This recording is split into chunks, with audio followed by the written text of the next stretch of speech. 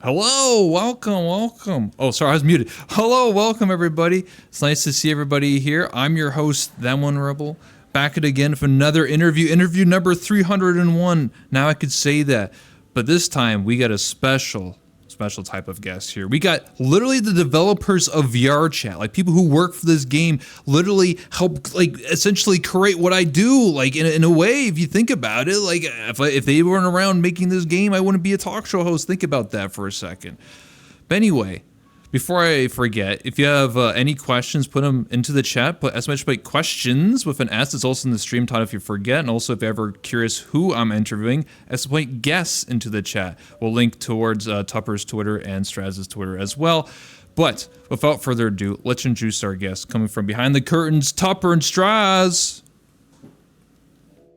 Oh, hello. Damn.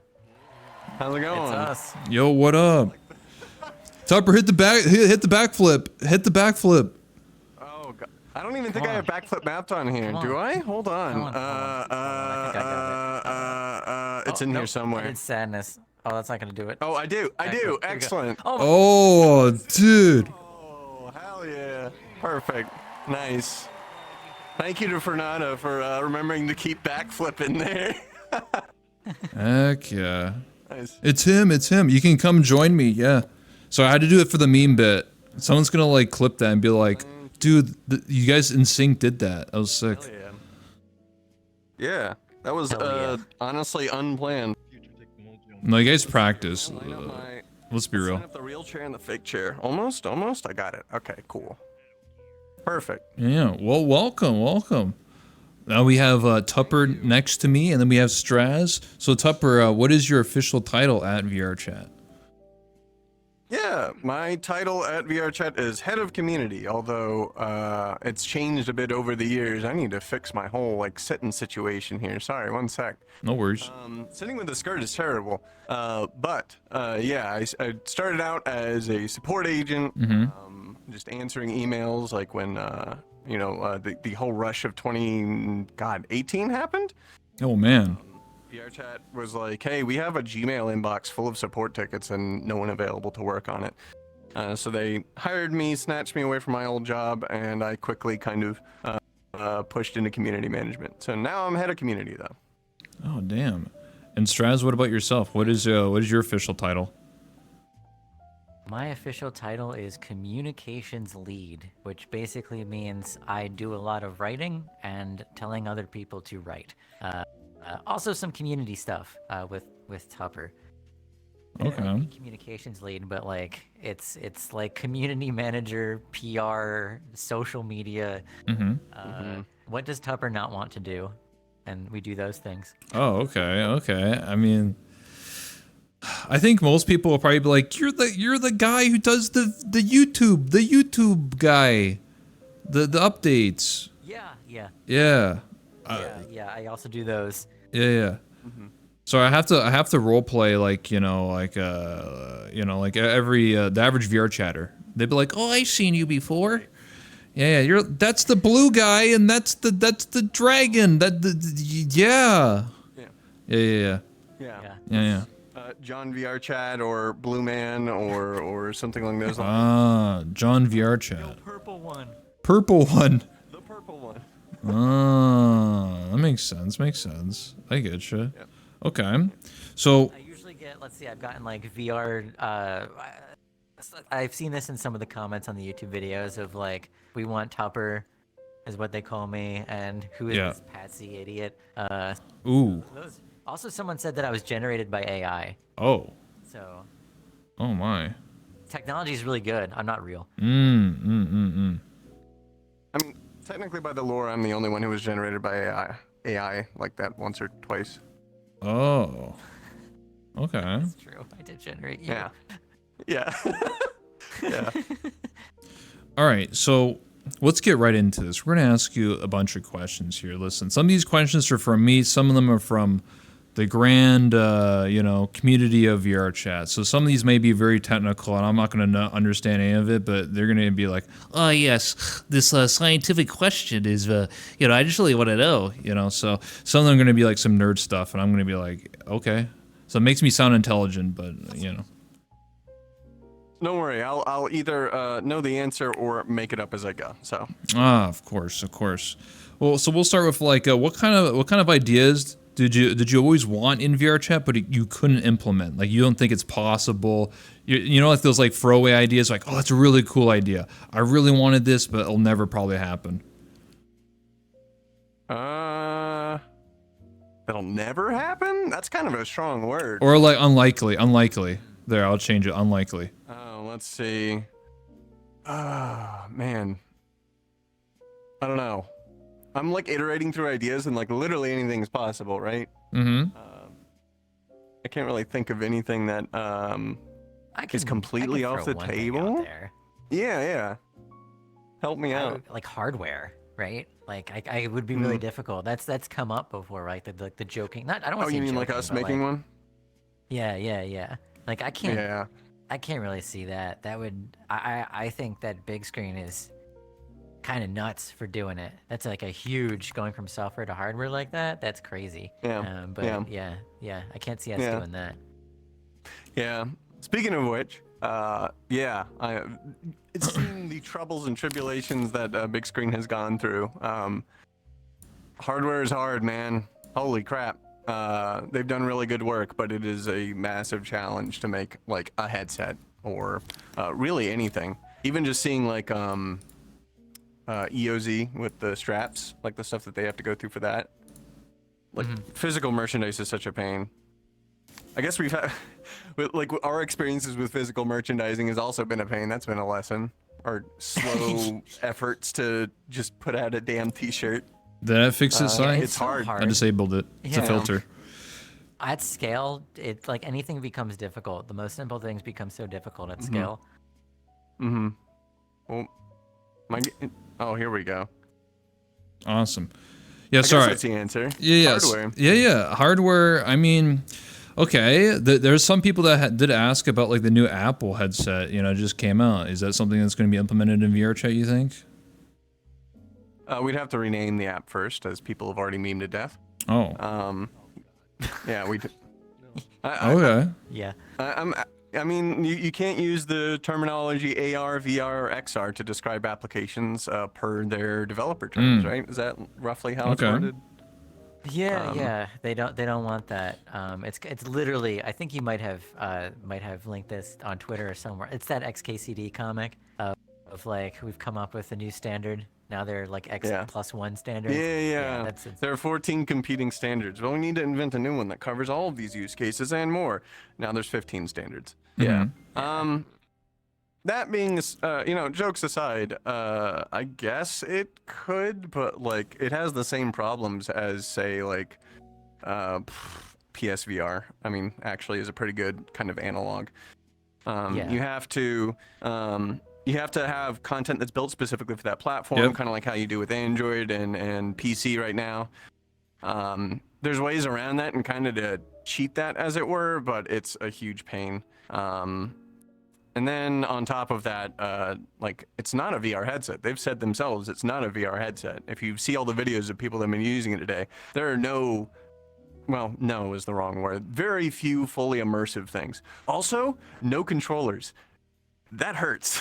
Yeah. There have been a bunch of game devs who have basically said like, we could do something, but it would be really hard. And also, your most immersive game or your most complicated game is going to be like Fruit Ninja. I don't know. Yeah, I guess you could do like Space Pirate Trainer. Yeah. What do you mean? You could play that melon game, dude. Like that'd be the most complicated thing. You just be like this. Yeah. That's a good idea. $1,000,000 idea. I can't remember that game.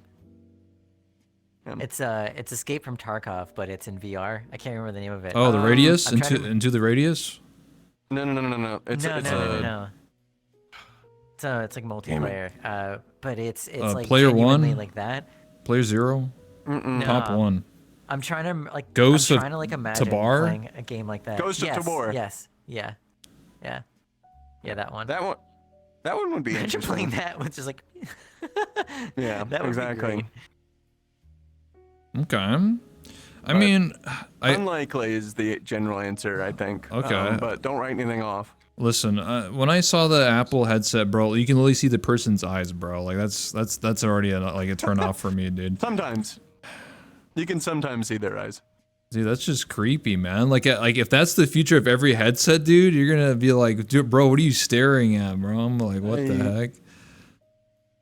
Yeah, I think my personal like I've talked about like how I feel about the Vision Pro previously in public, and I have no need to like harp on it repeatedly. Okay. I didn't buy one, and I'm not super interested in like going out and even getting a demo of one. It's not a product I want, which is fine. But with that in mind, like it's hard to like make judgment calls based off of my own like viewpoint, right? Like I'm not going to use it because I don't care about it, so of course none of it's going to make sense. Yeah, That's fair. it's not for us. Okay, speaking of new technologies, is there any like new other VR equipment or headsets or anything like that you're interested in? I know one says like, oh, there's the Deckard, but you know that's like 15 years from now. Let's be real, you know. Yeah, that's well, we'll write that one off for the moment. I feel like the Deckard is just kind of a name for like whatever the hell Valve does, right? Like whatever it's gonna be.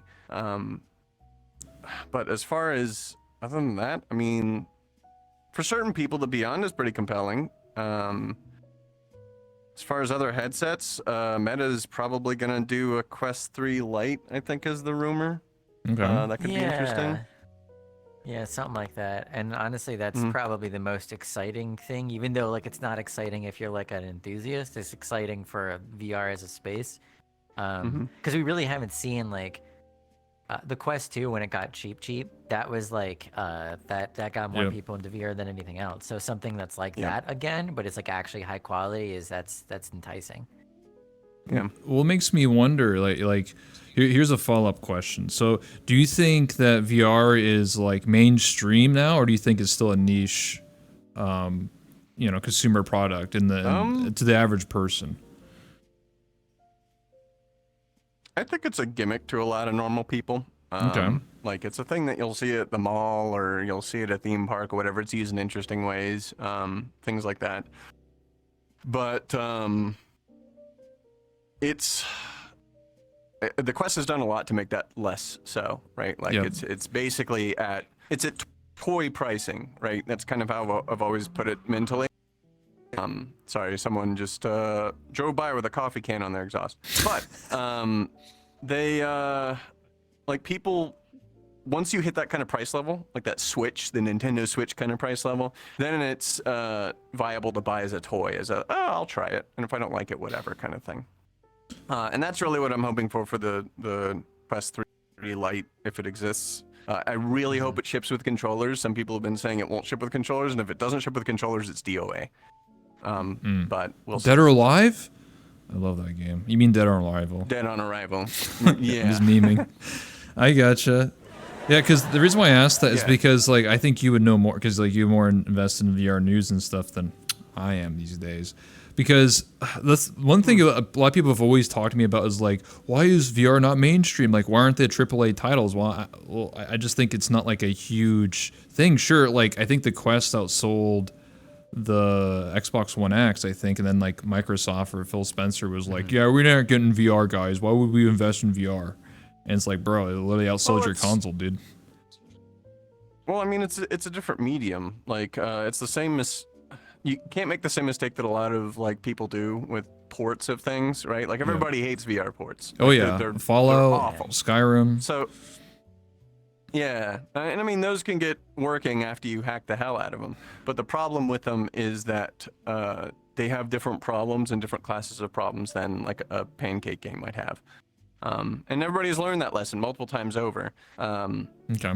And then for a lot of people, like in the VR space, you'll see like new players come into the space and make the exact same mistakes that everyone has for the past 10 years, which is always painful. But I feel like if you were really motivated to do so, if you had like a really kick-ass idea or something, and you were like, I'm gonna make a VR game, you come in, you immerse for like 6 months from nothing, from like zero, and you could pick up most of the lessons. Go play old games, go play new ones, see the differences. Honestly, just play Alex and you get 90% of the lessons. So that's true. Katie says I stand by this. we need more FNAF VR games. The other one just came out. Katie doesn't even know in my chat. Literally, FNAF Help Wanted 2 just came out. Classic. Anyway, no, speaking of like VR stuff, you know what I've always wanted? Like, I don't know why this never happens, but like, why didn't Nintendo never like invest into like Pokemon VR? I felt like that would like be like the biggest seller. That'd be like every kid would want that. Well, they did for AR, right? Oh yeah, maybe. I mean, you can do the UE VR mod, so that'll work. Oh yeah, true. I've seen people true. playing Power World with that. Yeah. I think Nintendo, through licensing, they gambled on AR with Pokemon Go, and that paid off pretty well. Yeah. Okay. But even then, like, you don't play Pokemon Go for the AR aspect. You don't play it to see the little dude jumping around in your dirty couch. Like, you play it to walk around and that kind of stuff, which I suppose is still technically a form of AR. Yeah. And that did pretty well. Well, I heard some like the more advanced sets, like the Vario can do like AR. So like that's interesting. Yeah.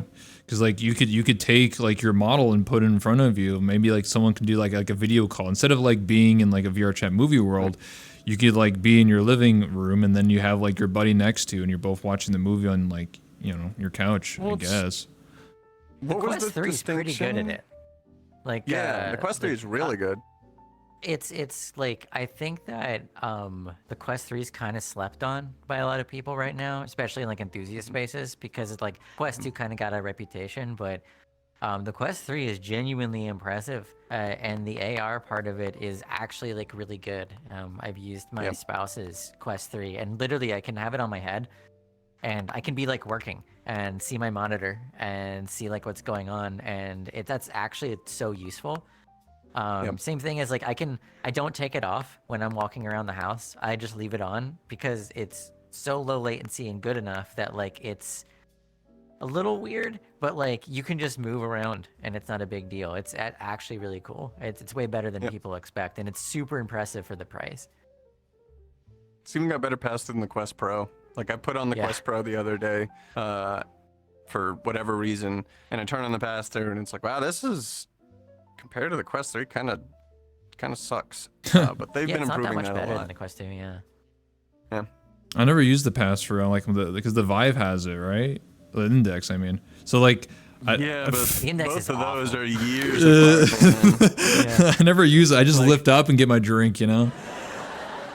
Right. I mean, but when you think about how long was it between the Index and the Quest 3, right? Like the Index was 2019, and the Quest 3 was last year, 2023. So that's 4 years, and probably like if you stretch Some out the dates, change. probably 4 or 5 years. Yeah. Yeah, exactly. And that's the difference between like the first Half-Life game and I think episode 1 or 2. That's probably a decent gap for that. Oh So my like that's the God. difference in tech. So Damn. don't I mean your Index is nice, but it is old. That's Yeah. true. I mean, listen, that's why you got to get an Index too. I'm telling you, Gaben's gonna roll out. He's gonna roll out like Kool-Aid Man for the brick wall, and he's gonna be like, Deckard, Already lost Index a lot of weight. 2. Come on now. Well, sorry, he'll pull off his staff. He's a wizard now, so he'll pop up with he's like Gandalf the Grey. True. Yeah, and he'd be like, I have a great prophecy. He'd be like, I don't know what CS2 or Counter-Strike 2 is. Dota's great, but Steam Index I 2. returned from New Zealand. Yeah, I bring with me the Deckard absolutely. with wool Yeah. Well, I'm because I'm American. The only thing I know about New Zealand is what my friend over there has told me, and sheep. well. Sorry. You get your Lord of sheep the from Rings. there. You get Lord of the Rings, and you get Kiwis. You call them Kiwis.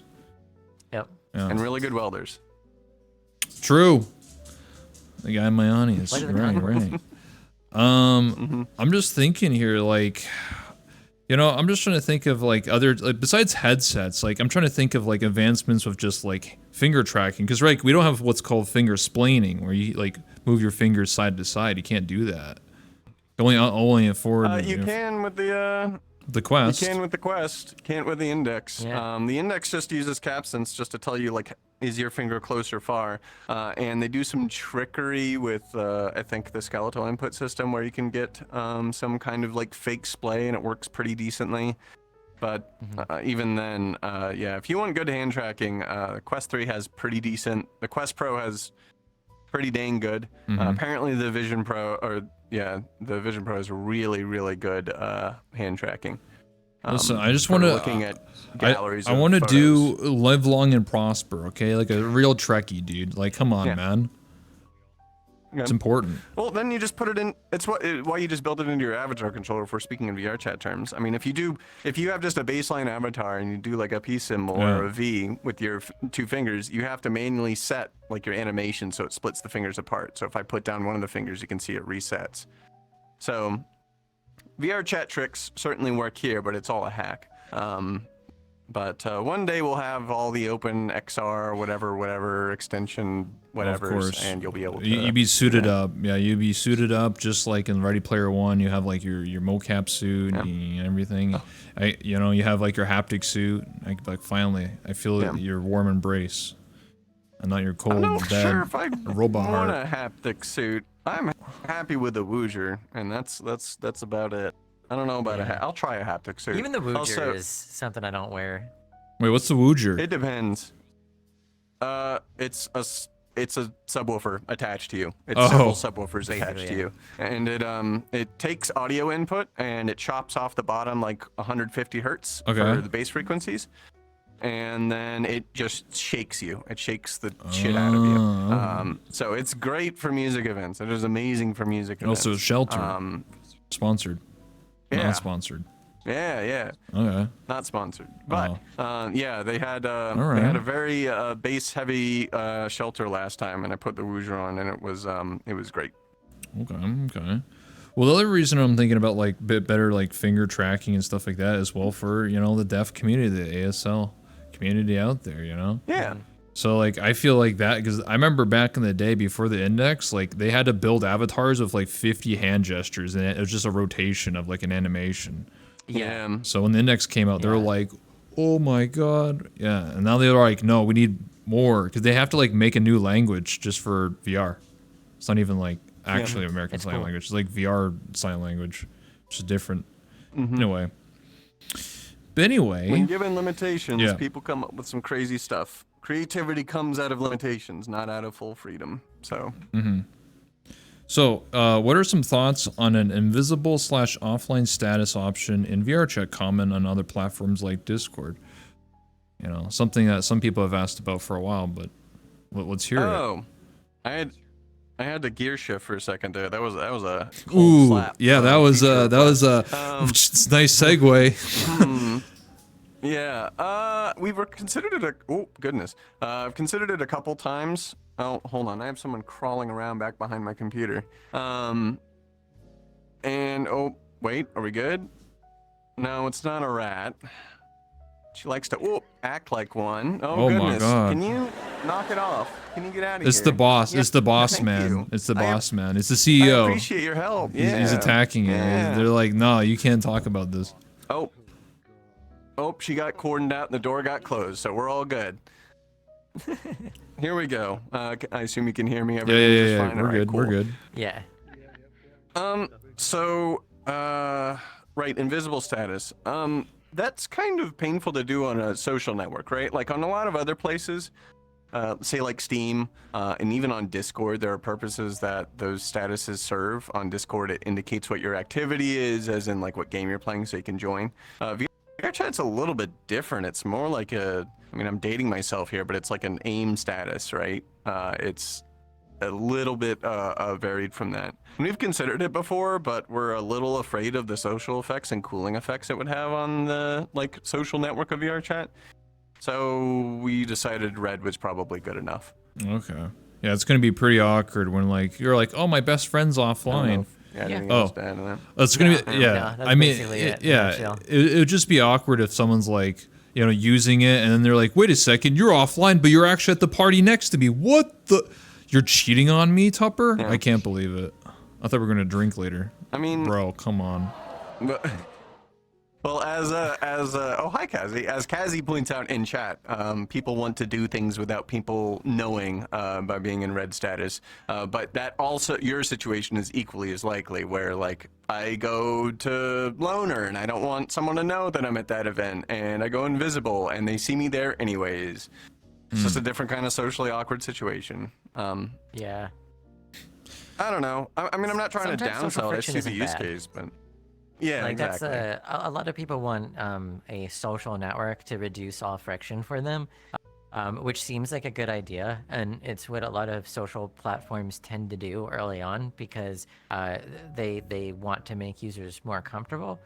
But there's something to friction that actually creates better ultimately better environment for people, and it's sometimes uncomfortable, but that discomfort has a purpose, right? So like if you just smooth off all the edges, you lose something. So Okay, that makes sense. Yeah, I just I mean I could see the positives and negatives. I feel like I think a general rule of thumb is when you have an idea for VRChat specifically, there's always gonna be a pro and a con. And if there's any like cons like that, it's probably not going to be developed because like, then it changes the hierarchy of the whole game. I mean, like it is what it is. I mean, let's be real. Just make an alt account. Just do that. Just saying. I mean, that does work. And as Blackrobe in your chat, hi Blackrobe, points out, like if you log in and half your friends list is offline, but they're actually there, like that sucks. Like Yeah. I'd probably just go log off and play Pow World. Like True. it So. do be like that. Yeah. and like from a pure business sense, that's a terrible idea for a feature. Like that doesn't do anything for anybody. That's true. We're gonna date ourselves by saying Power World because when someone's watched this in 5 years, they'll be like, "That game's dead," and I'm like, "True and real." They're gonna make Power World 2 came out. Tupper, come on. I mean, maybe. All the cool kids are playing Enshrouded. No, I don't know. I don't know what that is, but hopefully it's a good game. Hopefully it lasts. So here's another different question. This one is an interesting question. This is specifically I've been asked by multiple avatar creators. So they said, are you guys working on an alternative for avatar creators to upload avatars to another person's account instead of having to give out account info, which obviously is not advised. Obviously, don't do that. But it happens. So is there an alternative? Like maybe you get like a token, and then I could just because people are lazy. They Unity, they're like, what's that? There's nothing under active development, but we've talked about it a bunch. There's every time we talk about it, there's some hiccup usually. Like it interferes with we need, if we do that, then we need OAuth. If we do OAuth, we got to do this other thing, and then it just turns into this forever spaghetti, like just falling down a hole kind of a future things. Like scope creep is dangerous, and we run into it quite often just because of the age of the product. Like there's a lot of things that we got to fill the gaps back in on, and you have to do things in the right order, because if you don't, then you follow the shiny object forever. And the thing where you were just like, oh, it's using just as a bad word, like just as a bad word when you're talking about this stuff. Oh, just add a button. Cool, but we're not talking about the 50,000 lines of code we have to change in the background to just add a button. I don't think that's the case with this particular thing. I think there's a bunch of other kind of like network reasons and like concerns and things, and also just no resources. That's probably also another pretty major reason as usual. That fall into the no resources or not enough resources bucket, and it's a lot of stuff that, like Tupper said, is stuff that's like simple in theory but requires engineering time. And I think I cursed myself by saying this, but like there's the raid tiers meme with like World of Warcraft. Like whenever anyone asks for something like that's going to cost a raid tier, that unironically is true when it comes to VRChat, right? We have a limited amount of resources, limited amount of like time to put stuff together, so you have to really prioritize what's actually going to make an impact. And unfortunately, that means that some things that would make some people's lives a lot easier kind of gets put on the back burner. Yep. Okay. Follow-up counter argument. What about having like group avatars? So you like, join a group and then you have like shared avatars like that. So then that's where you can share the That'd be avatar. sick. That'd be sick. All right. Yeah. It would. Is that maybe one day, right, guys? Right? No, that'd be sick. Okay. That'd be sick. All right. Yeah. Yeah, that drum roll. Yeah, exactly. Yeah, Thank you. yeah. Okay. I'm just you know, I'm trying to, you know, bring up some hope from some people. You know, people are like, oh, no way, not confirmed. I'm like, yep. Oh, I'll talk about cool ideas all day long, and I'll be like, that's a pretty good idea. You know, you could iterate on that kind of thing. But as soon as you get to, okay, when is it coming out? The answer is, 2050. Not a clue. Yeah. In your Yeah, lifetime. it could be. Oh man. Maybe. Oh jeez. Okay. I I mean. could fall out the window tonight while in VR. You have no idea. Oh snap. What do you mean? Well, you're a robot. You'll don't take fall damage. It's a really tall building. Oh. Don't worry. Taller than you'd We'll just rebuild you. Yeah. Yeah. Yeah. Okay. Anyway, so That'll work. my other question is you know, I guess you could say a bigger question. So we have, you know, the creator economy, you know, coming out. It's already out. It's, you know, being developed. But this goes back into the avatar stuff. What about avatars? How is that going to work into the VR books? Actually, you've practiced this one a bit. Go for it. Oh.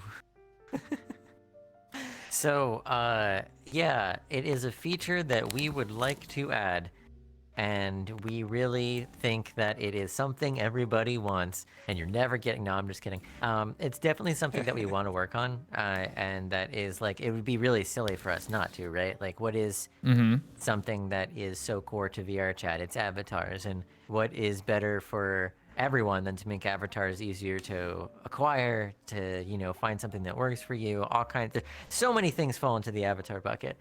But the short version is if you start thinking about any of those in enough depth and like really thinking about how complex it is, you start falling down a massive rabbit hole. And so really the short answer is yeah, we totally want to, and it's probably something that we will absolutely do. It's just going to take some time, and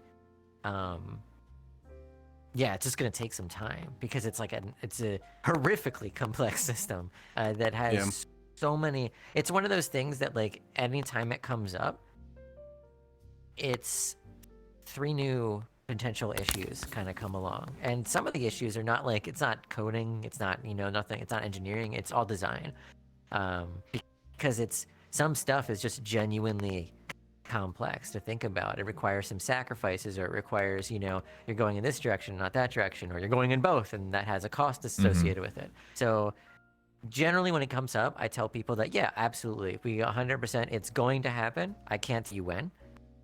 It's going to happen though. And as far as what it looks like, can't say for sure either with that too, but some variant of that is almost certainly coming. Okay. Yeah. A fun exercise is to talk to like a bunch of different people that build avatars that are kind of in different areas of, you know, building. They're casual builders, they just build their own thing, or they kit bash, or they model, or anything along that entire gradient. And ask each one of them, like in a vacuum by themselves, how does the VRChat marketplace look like? Like right now, how does it look? Not like the imaginary one that, you know, we're designing and building, but like the current, the current one. Every single person will have a different process. Every single one. The guy who's doing kit bashing will say, oh, you buy a bunch of different parts that people like make, and then you put them together, and you put a giant list of all the parts that you use, and you put it on your Gumroad. The booth author will say something different. They'll say you upload a base avatar, and you upload a basic outfit with that, and then you have a bunch of other people that build clothes for that specific base. And if it gets popular enough, it'll get more accessories, more clothes. If you talk to the furries, it's a completely different thing. It's like, oh, well, you build your own like bespoke tool set for each individual base that allows you to attach things using VRC Fury or whatever. And like when we say it is deep and like rabbit hole, I'm more thinking of just like, do you know what a mohole is? Like not a mole hole, but a mohole, as in like a future thing. It's some sci-fi concept. It's a giant hole, like a mile wide, drilled down to the core of the planet to get all of the stuff out of it. That's how deep this hole is. It's really, really complicated. And if you Man, that that threw me off. It's if you think that you know the correct way, like the correct way of how people build avatars and sell avatars in VRChat, you're wrong. You don't, because there's 20 other ways that people do it, and they're all right. Like they all have their different ways of doing it, and they all have their advantages. They all have their disadvantages, and us choosing one, or even choosing a handful, is really impactful because we are then molding the market. We're either molding the market if we're successful and we change how things are and we cut off some like places where people are successful right now, or we fail completely, no one uses it, and everybody just keeps doing what they were doing before, which is obviously terrible because we got to pay Jeffy for his servers. So Oh, you know. man. Yep. No, I gotcha. Like, I would say it would have to start with like baby steps. The way I could see like the first step is like you go to VCat, instead of like you go up to a booth and it says like 500 yen, and then you click the website link and say like, hey, you can go to the website and pay that way, or 500 V-Bucks. You'd be like, okay, and then I don't know how it gives you the file somehow. It'd just be like, here's the Unity file, and you'd be like, sick. Yeah. Sick, bro. Yeah, I feel like you just like drew the rest of the owl on me, but you know that's fine. Hey, Slam man. the button and then all of the rest of the hard part. Yeah, do all But the yeah, hard no, you're stuff. right. Like- Yeah. Yeah. That's just how I am. Okay, yeah. listen, I'm the common man. Okay, I'm not a developer. Everything you see here, I paid someone. Okay, I'm just a spokesperson. Gotcha. Relatable. Yeah. I mean, that's a valid pathway. I'm an entertainer. I mean, yeah, Yeah. I'm an entertainer. Damn it! You gotta like finish it up with that. I'm an entertainer, damn it. So how is the virtual economy going to affect an entertainer like me? I mean, I want to know, like, are you going to be able to tip me, you know, like 100 V-Bucks when I make you laugh? Damn, that's actually a good question. Yeah, see, Yeah, nice I think we segue. want to do tipping, Yeah. right? Yeah, we do. Are we doing tipping? Yeah. I think we want to. I think it's just complicated as Yeah. regulatory whatever's. So this is I feel comfortable saying this here. Where else could I? But like creator economy stuff boils down to 1/3 of it is like, actually no, 1/4 of it is code. 1/4 of it is like, is this something that the community would work, you know, the design, community, all that stuff. And the other 50% is like, are we gonna get sued? And Yeah. Just say you're not. Just say in the you know, the terms of the service, we're not liable, and then easy clap, you know. If So only. it turns out like just those people that used to post like the B movie on YouTube, and it's like, this is Creative Commons. Like that doesn't work that way.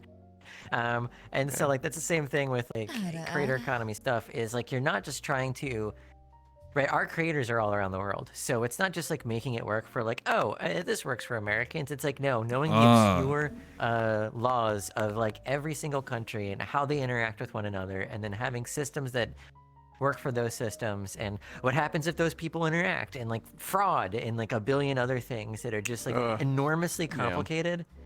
And I cannot, like, there's a reason why it takes such a long time, and it's honestly like a large chunk of it just falls on that stuff.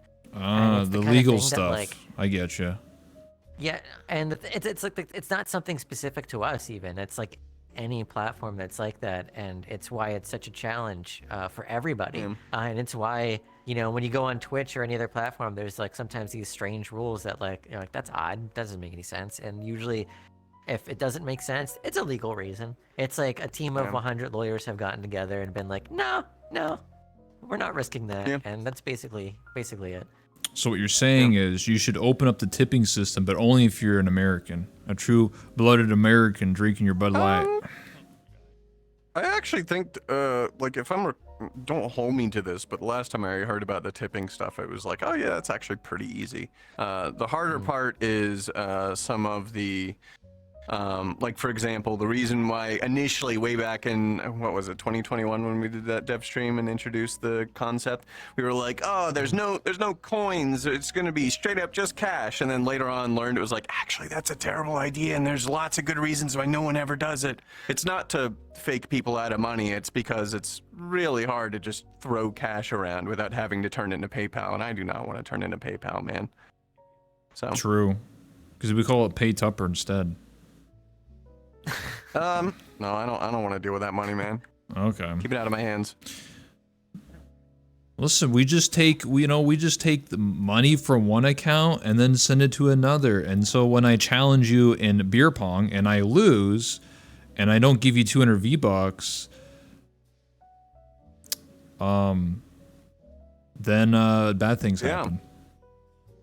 Well, actually, technically, would that be gambling? That might be gambling. No, it's a gentleman's agreement. Man, yeah, you got to be. That's another reason why, like, a lot of people do, or a lot of the regulatory. Why stuff do you is in think? place, Do you think someone's gonna make a VRChat casino? Spin the win, get your VR bucks. They might. Oh man. You never know. Darn. That sucks. Yeah. I mean, if it's a free marketplace, like, and if you come into, like, imagine like a free VRChat marketplace, and your goal is I want to make money, right? You're not gonna care if it's gambling. You're not gonna care if it's X or Y or Z. You're gonna try whatever. You're like a liquid. You're gonna fill every space possible and fill the constraints and try and push out and see what works for you. And if you find something that works, then great. But you know, you got to set out those rules so people don't fill in a space you don't want them to. Listen, I just want to give my friend some VR bucks, okay? It's just simple, you know? I just want to be a nice guy. That would be nice. Yeah. Yeah. Someone in chat mentioned sports betting. They're like, sports betting in VRChat? I would sooner die.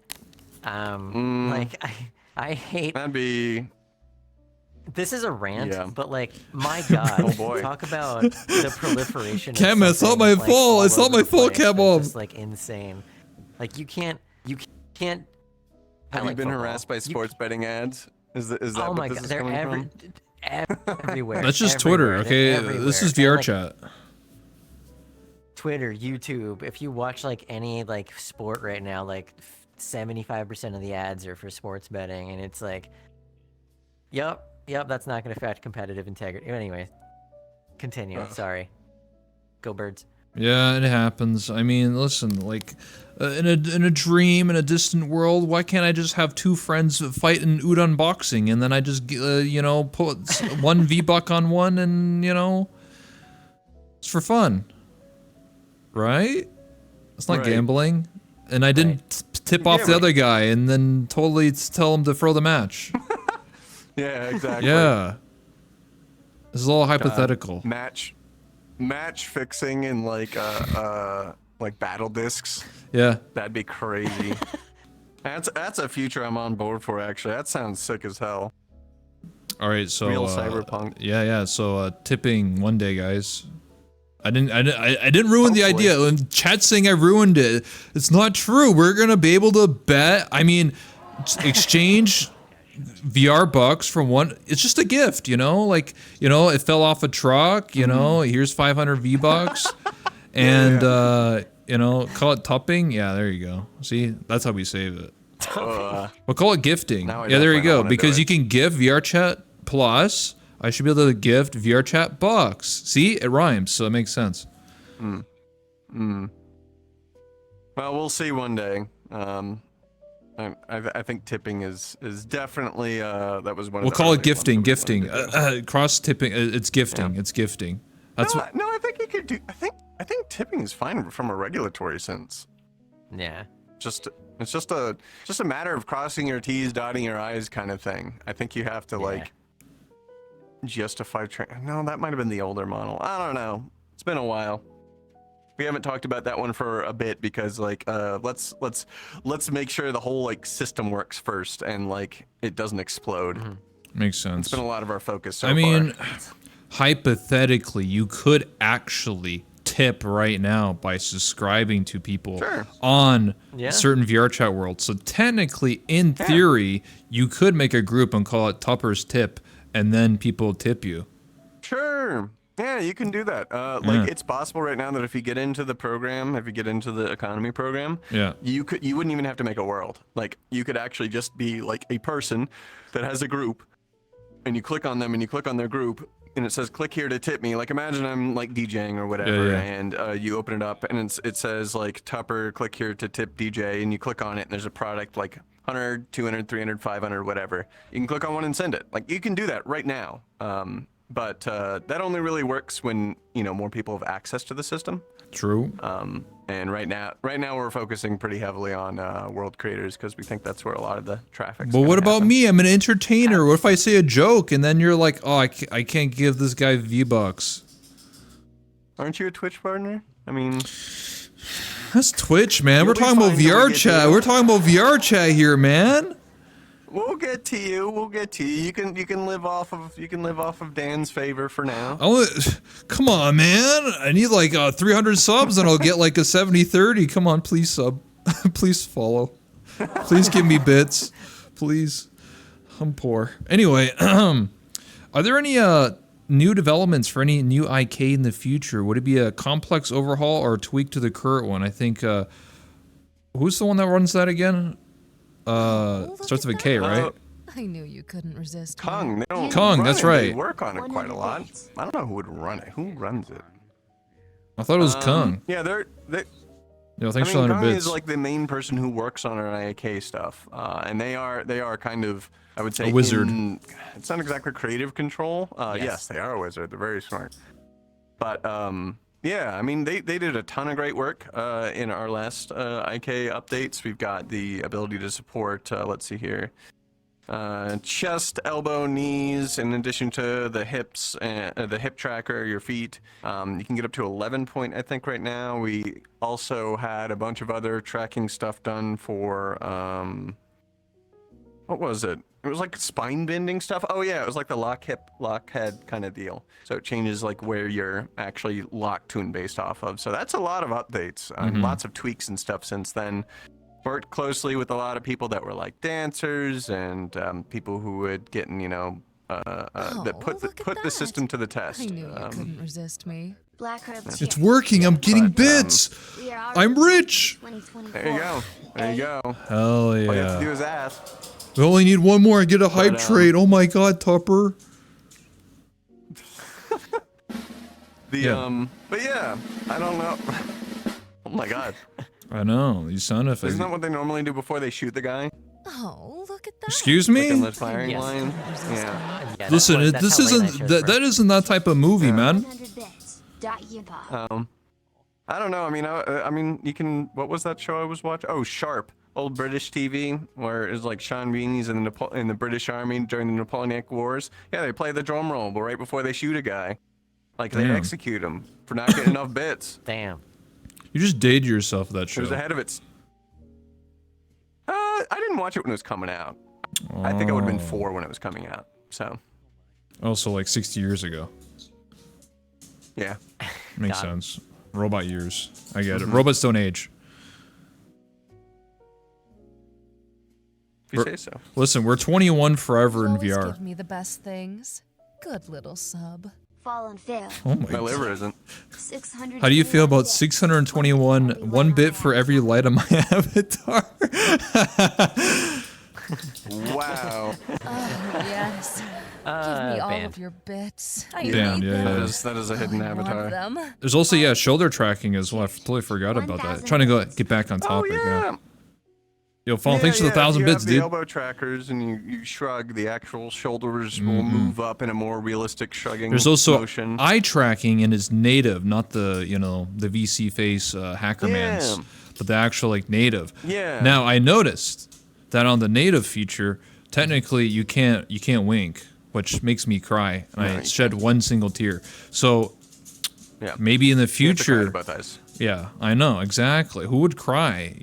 I want to cry with only one eye. So what I'm trying to say is, hopefully in the future, maybe that will be an update so we can, because Probably. Cute. Thanks. I mean the whole like concept of the face tracking stuff really came off of like people like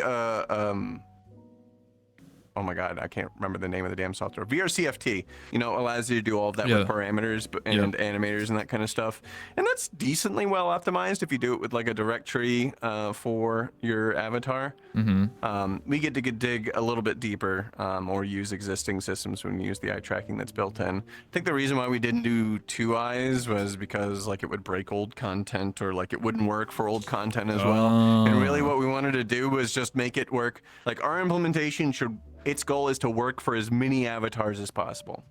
Its goal isn't to have tons of features, it's to work with basically every avatar.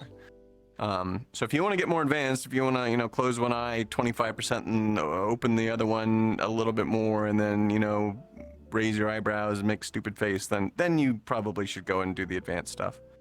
Maybe one day we'll have that officially, but honestly, like, I'd rather just empower the community to be able to work on those things if they want to, and support them and promote them. That's fair. Counter argument, it uses a bunch of parameters though, so then you sacrifice like a bunch of parameters just so you can move your tongue. Then we, well, your that's eyes. the cost of getting to move your tongue for whatever reason you need to move your tongue. But I want everything, Tupper. I want 11 point. I want eye track. I want face tracking. I want eyebrow tracking. I want to be able to lick your ear and also change into 50 outfits. Okay? Wow. No. I want a pony. I mean, I don't want a pony. No. Having a horse is very expensive. Yeah, exactly. I mean, there's a lot of things that we'd love to implement a ton of, but I think you're probably going to go the same route. Yeah, no, I was just going to say no. Like, I think that... No? So this is this is an unpopular thing. No developer wants to come out and just be like, nah. But, like, realistically, at some point, there's just some ideas that are...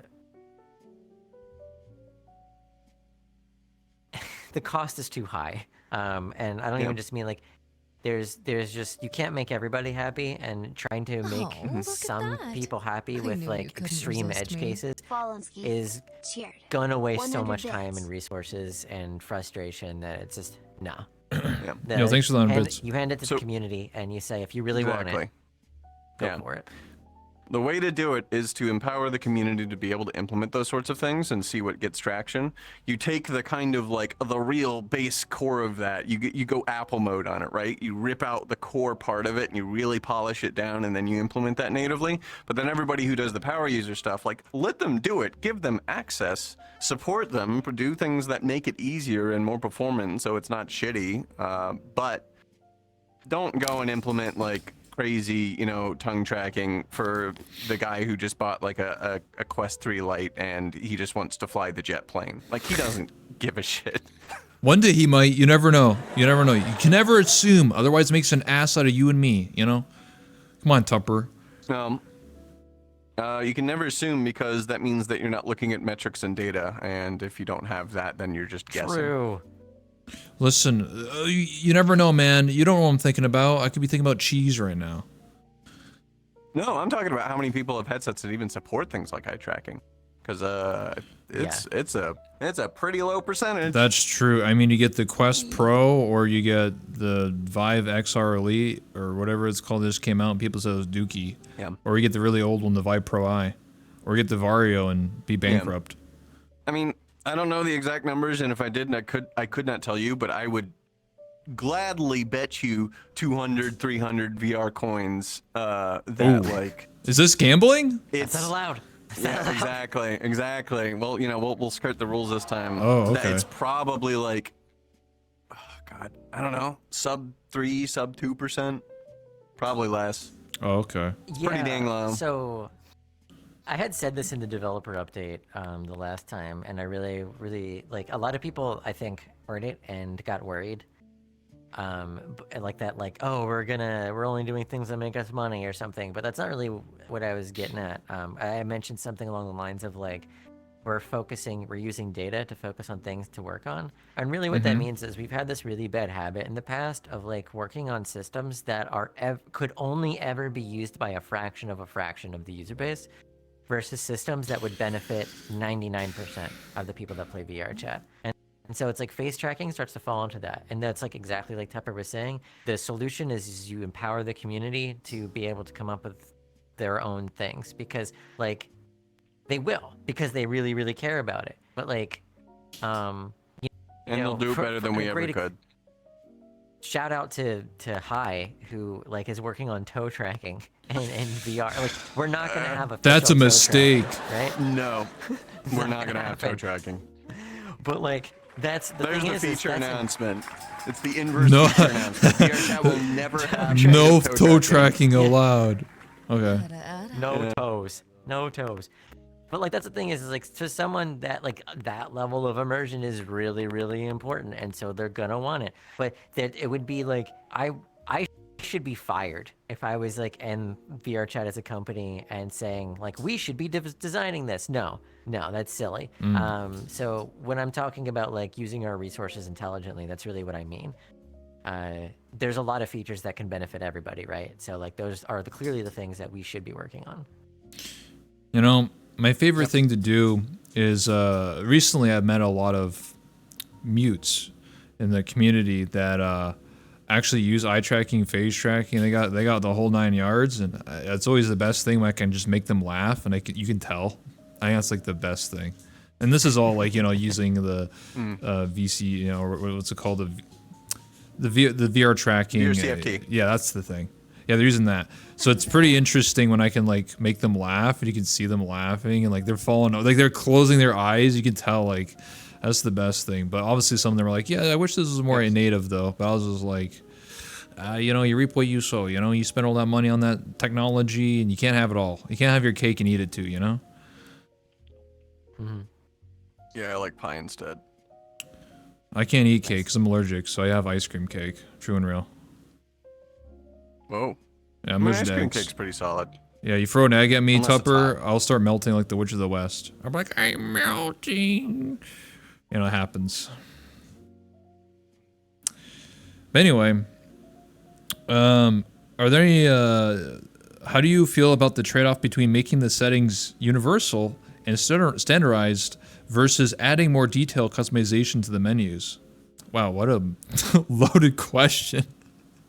Yeah, try that one again. Hold on. Let me look at the screenshot you sent earlier with the questions. I gotta. It was number 8. I think I can cook. You cooking? Yeah, go for it. Yeah. Hold on, so I got the like, emote for you. Yeah, here you go. And hit me with that. Yeah. That's good. That's good. I love that. So there is something to be said about having too many settings and to solve inherent UI problems by just adding a setting, bro. And there is probably something that we've leaned into a little too hard, is by just adding a setting and saying, yeah, like, if you want it this way, you get it this way. You want it that way, you get it that way. Because we don't want to upset anybody, right? We want everyone to Thing is that quickly gets out of control. And there's some settings that we probably should just take them away from people and slap it out of their hand, which we have in some cases done. So for example, the loading screen used to have a little like go button, right? And Yeah. there's an option. We shouldn't have that. It's because like it just makes it faster, and like no one misses it. And that's the thing, is it's like a lot of options no one is using, and so Yeah. we should simplify. You know what I miss? Don't miss, I mean? I don't miss the Quest 1 users. You literally deleted them, bro. You literally dissolved them. You Thanos snapped them out of this existence, No, Meta bro. did it. Wasn't us. Yeah, don't Meta put that pushed on a new me. SDK on us, and we'd still have them around if we could. But Meta was like, "Hey, we're just gonna not put out any more SDKs for the Quest 1." And I was like, "Okay, bye." One day, that'll be the So- Quest 2, and then I'll even be more happy. And then one day, it'll be Yep. Quest 3. If it happens to the Yep. index, then I'll disappear. It Like can't Spider-Man. happen with the index. The index uses an open standard, and it's attached to a PC, which So I'm good for like next 10 years. yeah, sure, Gucci. probably. Oh, sick. Awesome. It's the beauty of OpenXR and like all that stuff instead of Yep. whatever the heck is inside of a Quest. Yeah. A person in chat says more VRChat merch when? Yeah, when you guys get more merch? When it's done. Yeah, more VRChat. Soon. Now. More Soon. VR cat? I mean, isn't that what the merch is? Is that what the merch is? I'm pretty sure it's the cat. I'm not gonna have Tupper merch, maybe. No, we have some other merch that we want to do. I mean, there's a lot of like I mean, there's like the logo stuff on it, but I mean, just the logo's kind of silly. I saw that someone a while ago, I think, had the users online in a private world shirt, and that got kind of popular for a little bit. I'd love to do that as like an official thing instead of letting someone yoink out of our wallet. You know. Just sue them. But you know. Right, guys? No. Oh. Nah. We're not A Tupper corpos plush? yet. I'm not sure if I'd technically be able to do that. I mean, you can make licensed or unlicensed like fan works of Toho inspired stuff. I don't know about a plush. That goes into weird territory. You're just a big fan of Toho? Sorry. You're not actually your own OC? What? No, this is like way back in 2018 when I wasn't thinking about it. Sorry, someone in your chat said build a Tupper plush, and I've thought about that. Oh, okay. But it's okay. You can already have that. Just go. What do you buy, mean? Just Nesso. You can have this right here. The camera, look at this. You can have this right here. You can have a Rebel Chibi plush right now. It's in all the stores. Actually, it's in 0 stores. It only exists in this world. Yeah. Come to this world to look at it now. Very nice. So it's extra valuable. Yeah, extra valuable. There's actually a duplicate backstage. You can grab it, but. Oh, nice. Yeah. Oh yeah. Gray pointed out in your chat that Filling got a plush of their model, and their model's a booth model, a pretty bog standard booth model. True, it's the Rindo. Yeah, I think it's just like it's you extract the Rindo Unity package, and there's just Filling in there staring at you. Yeah. Bro. Yeah. And they apparently got a plush, so you know. I'm sure that Rendo Rendo's person in is chat. probably like, I'm calling my lawyer right now. I'm calling them right now. No, I'm Where's my sure cut? I'm sure they worked out some deal. Oh. Fallen, you can get a Fumo right now. I have one. She's just labeled cheater now. Oh. Just buy that. But yeah, for the Okay. settings thing, I caught on to the question afterwards. Okay. I like we've done a lot of the whole like advanced like mode thing. Yeah. Oh, nice. You got multiples. Yeah. So you have a handler. We did the whole Yeah. advanced thing for some settings. Here, give me that. That kind of worked out a little bit, but even that was kind of confusing. What I'd really like to do is do user testing, right? Like we can make assumptions about like what's too complicated for the beginner user, what confuses people, and then we can always do like advanced modes of the UI. But we Okay. can just guess at Yeah. this stuff all day long. I'd rather like shove a bunch of UIs at someone and say like, is this overwhelming? Do you like this one better? Or something that a UX design research specialist would be able to answer or ask better questions than me. But once we have that, then we make those changes. Okay. But also keep in mind that people want to get super advanced mode on things. Yeah. Is there any since we're in Avatars 3.0, is there assuming there's going to be an Avatars 4.0 SDK in the works? And if so, can any details be shared, whether specific features or broad ideas? No Avatars SDK. 3 here is the last one forever and ever. We're never developing another one ever again. Damn. I think True. that sounds about right. Yeah. Sounds about right. No, of course there'll be a 4.0 at some point. There's some tech built in that we've done research on that I think could conceivably be 4.0. But it's not ready for anything yet. It's kind of POC kind of level internally. Yeah. I think it's something worth mentioning is for a lot of topics, a lot of how VR You're killing me! development ends up working. Sorry, it's like a voodoo doll, though, dude. Stop. Do not shake the baby. Anyway, continue. So I was role playing. No, you're good. You're good. All of a sudden, my Apple Watch was going nuts. So like I have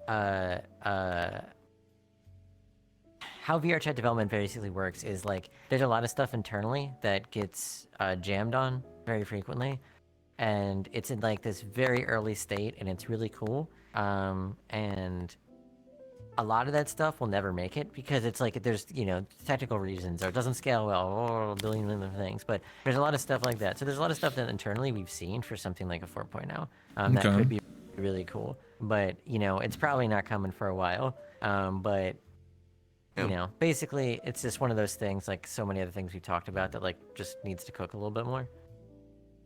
Okay. Well, and with that, I mean, I know that the initial response is probably like, tell me what the features are for this kind of thing. That's probably what this question is for. Saying what the features are is probably like misleading because it'll change by the time it comes out. But I can tell you what motivates the features, which is that animators are hard and suck. So let's stop doing that somehow. So that was kind of the initial motivation for whatever the heck we're working on. So. Nothing else other than that, because if I give you more details, you'll be like, oh, well, how are you doing this? How are you implementing this? Does it burst compression, processing, whatever? It's like, I don't know, man. What are what are some examples of interesting spaghetti code that VRChat has or had favorite/infamous bugs that have plagued this game in the past? There's not really. Spaghetti code is not really the right word. I don't think VRChat's ever had spaghetti code necessarily. There's some older parts that haven't been touched in a while. Yeah, we don't have invisible rabbits. Yeah. Okay. Yeah. There's. Do you want to explain your context? It's a good story. Yeah. So during the development of World of Warcraft, there were so many things that like they had spaghetti code. And a lot of the systems that they ended up building later on down the line, they realized they could not do in a straightforward way. So what they would do is to trigger things, they would basically have a rabbit that'd be invisible under the terrain that would then serve as a trigger for something else going on. And sometimes, like, a rabbit would die, which would be a trigger for something else. And, like, it just absolutely absurd nonsense. And so, yeah, that's a pretty good and well-known example of spaghetti code, but we really don't have anything like that. You don't have a small Tupper under the map, and then like when something dies, when someone gets banned, it gets deleted. Makes sense. I think something that we're actually pretty good at is like when a system doesn't work anymore, refactoring it and making it make sense going forward. And actually something that like one of the reasons why so many things have taken a long time in the last couple of years or so is because there's been an immense amount of thought put into future proofing. So yeah, luckily I would say that we have put a lot of effort in now to prevent spaghetti code from being an issue years down the line. Yeah, but for the more like exciting part of the question, I think one of the most annoying like long-term bugs that eventually gotten rid of was probably the voice bug. That was the one that I hated the most. Yeah. That one, so basically the bug was in certain situations, your voice, all the voice for everybody in the entire world will just cut off. It'll just stop, like just off. And couldn't figure out what this was, like why this was happening for years and years. And it happened a lot in very crowded instances, which made it really hard for events to really like take off, because anytime you would start getting like shelter level numbers or like Ghost Club or Loner or whatever, like that instance would just die. Like you'd lose all voice and it would just happen over and over. Eventually found out that it was a very straightforward bug and not really a bug at all. It was just the servers getting overloaded. The way that VRChat's real-time networking works, which handles our IK and our voice and that kind of stuff, is that it gets sent off to a real-time networking processor and they do all their magic and then redistribute that traffic back out. And if your CPU usage hits some percentage on whatever instance that you're on, it just barfs and starts dumping stuff. So we mitigated that by working with that provider, and we did some things, and technically the bugs still exist. You just never hit that point anymore. Like it just will never occur. We just need 80 people talking are some, at the same time. No, even with 80 people, even with more than 80 people talking at the same time, you do pretty well. There are are a couple of other. I know the one you're talking about, Black Robe. There are a couple of other bugs with audio, and a lot of those are tied back to a bit of spaghetti code that exists but isn't ours, called ONSP, which is the Oculus Native Spatializer plugin. It's what gives us spatialization. It's the reason why I can hear. Well, not you two. You guys are blasting in my ears, but like I can hear the audience is over in that direction, right? I'm just in your head. And yeah, exactly. But that ONSP is a source of a lot of problems. Steam Audio probably also has some of its problems for those like Yoon who were immediately saying, just replace it with that. So Yeah, Steam audio's Audio hard, I think when is really the end story. classic chat, Like, you know. Yeah, audio in general is always really hard. Like, there's a reason why a lot of games, when you boot them up, say like powered by Fmod, because Fmod is like the closest you can get to bare metal in a lot of cases for audio libraries. Because everyone just says, you know what, we'll just do it ourselves, and that tends to work okay. I think an infamous bug I can remember back in the day was when you had two physics items and they collide with each other, crash any lobby, guaranteed, 100% success rate. Nowadays, if you do that, you just catapult one of the items. That's fun. Like, you can do like an item rocket or whatever you want to call it. You just pull one back and then you like do that and then let go. It was classic drinking night with those giant dice, and then people would like fling them into each other, and it would split the atom and blow the entire world up. Oh, it's like it's the matter and the antimatter apple, and when they combine. Yeah. Perfect. Good times. But now it's patched. That's a good thing. That's not a bad thing, guys, right? Yeah. Yeah, nowadays, I mean, there's little janky bugs in VRChat, but generally speaking, there's not that many murderously bad bugs. Like, there's things. I think the worst bug that is around right now is occasionally when someone unloads. I think there's some race condition in Unity that we haven't found yet, and this is like 1 in like 1,000 chance. It's pretty low. Okay. But in any given night, you might just all of a sudden, when someone leaves an instance, crash to your desktop. No crash log, no nothing, no crash dump, just what the gone. Yeah, and that is apparently like the best we've got, because it started with 2022. Is that it's a Unity weirdness with unloading something. Maybe that's why it crashed last night. Someone just joined and it just blew up. Had to restart. And I was like, what the heck? Makes sense. Okay. Are there any plans to collaborate with content creators, such as streamers, to be working more closely with VRChat developers, not in an interview, but maybe as like an ambassador? Winky face. I mean, we've talked about like partners, like partner programs, ambassador, whatever you want to call it.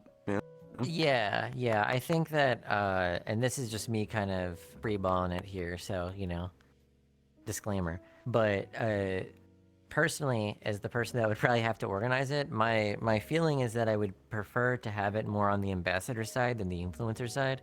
So, like, I'm more interested in people that are really passionate about VRChat, and who want to bring it to their audience or use it with their audience in, like, new and novel ways.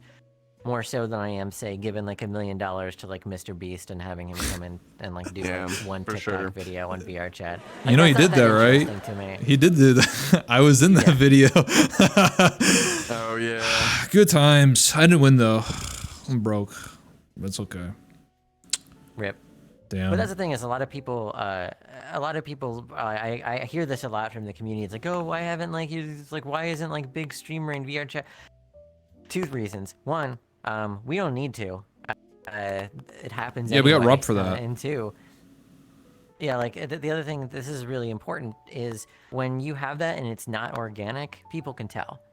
I think something going back to like 2018 and like streamers getting into VRChat for the first time that is really obvious to everybody is they were having the time of their lives, and there was nobody that was basically saying like, you know, come in and like have fun, like mandatory fun sort of. No, it's just people like going around and like goofing off and figuring out their own fun. And like when that happens, that's when you get more consistency. That's the reason why, despite the fact that we have no like marketing budget whatsoever, the VRChat Twitch category is pretty populated. VRChat, despite being indie is, still very popular.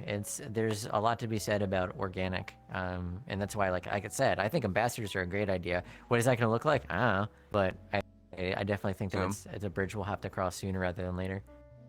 I mean, I'd love to like work with Go an ambassador program that's more about like teaching, right? Okay. Like not even like in a sense of like literally sitting there with like a teacher at the front of the classroom, but some community leaders can be more of a teacher spot where they bring people in and they either teach them how to run their own or smaller communities or have little small like bubble offshoot communities. And those are like the really valuable ones. Those are the ones where like for example, Trans Academy is a perfect example, where they like literally run classes to say, hey, if you want to do your own local chapter kind of deal, yep. kind of that, and we'll provide you resources and everything to do that. So if we do that and then bubble that down, and they do that and they bubble that down, you go all the way down, like eventually, like the magic for a lot of people at VRChat, I don't know about you guys, but for me, like, is I can go and hang out at a crazy club where there's tons of people I have no clue who they are, but I'll know by the end of the night.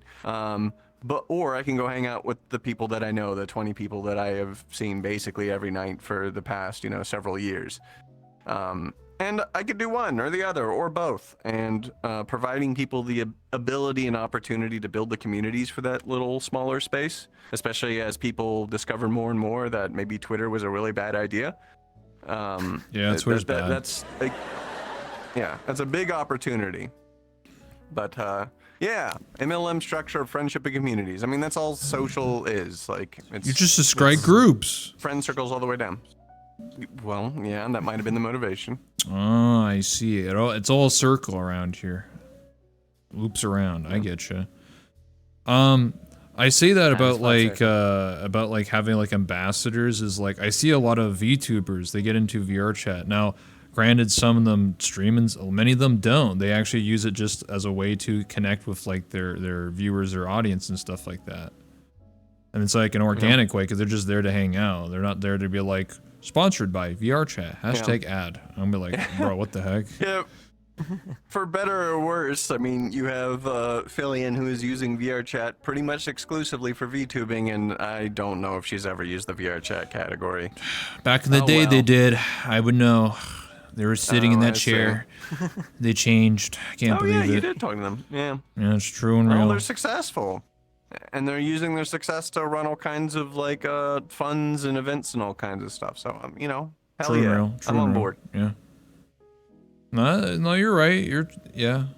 Listen, it's just because if you want to, it's because just chatting is more, it's more broader. That's why. Yeah, you get more traffic. Yeah, I get it. Literally, listen, Fillion's using the homeworld. Okay, they have the VRChat logo in the background. That's good enough, right?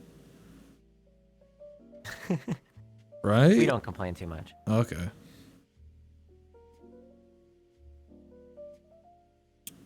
Tupper's just thinking deeply. Yeah, usually, or I just mute myself. Oh, okay. All right. Well, anyway. But yeah, I just think, yeah, I get what you're saying though. Like, I'm just trying to I'm just adding my own sort of 2 cents where if I get what that means, like you said, like bringing someone like Lyric and being like, here, Lyric, here's 10 grand. Play VRChat, please. Also put #ad. Yeah. and then Tupper spawns in T-pose. Hello, welcome to VRChat. I'll take you to some cool worlds. I'm like, bro, what the hell is this?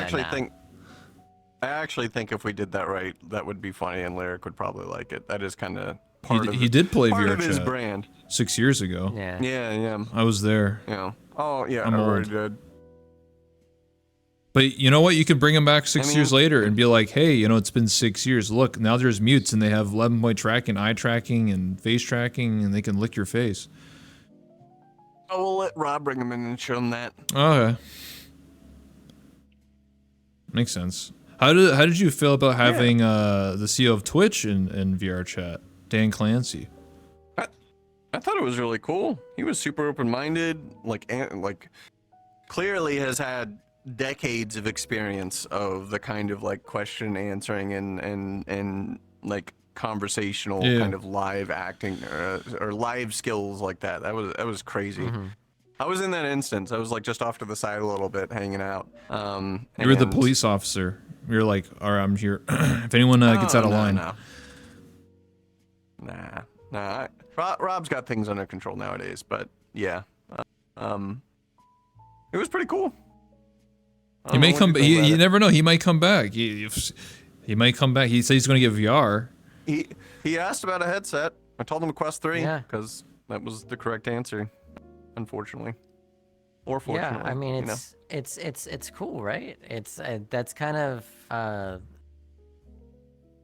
don't want to say like the perfect use case for VR chat, but it's kind of like the dream, right? Just being like, hey, just come hang out, and there's something to it. And I think this was something I actually saw when I was reading comments of people talking about it, and even seeing it proliferate in like the media, of people talking about the casual nature of it and what it VR chat itself brought to the conversation, which was like, it's, you know, he's gone on streamers streams before, and, you know, done like the this is my face, it's on a webcam deal, and I think that has a certain way of connecting with people. But then like in VR, there's a certain immersion in it, even for people that are just watching it, that they're not in there in VR itself, that actually adds something that's really cool.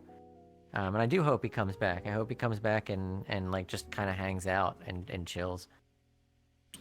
Yeah, recurring guest star on some people's streams would be funny. Yeah, it's Gandalf the Grey comes visit again. You'd be like, oh, what's going on? You know, he was role playing too. He had a voice and everything. He was role playing. Yeah. Yeah, he was into it. Have you ever met any? Like, Gandalf's, oh, go ahead. I was just gonna say I feel like that's a fitting. If I was in his position, I'd be like, yeah, Gandalf fits. I'm gonna roll with that. Have you ever met anyone that you personally have like been sort of starstruck by? Like, have you been like, whoa, that's that person? What the heck? I never thought I'll meet them in my game. I mean, VR chat. I mean, our game. I've had a couple occurrences. So one was there was a webcomic that I used to read tons and tons of webcomics, but ever since Google Reader died, RIP, I Homestuck? stopped doing that as much.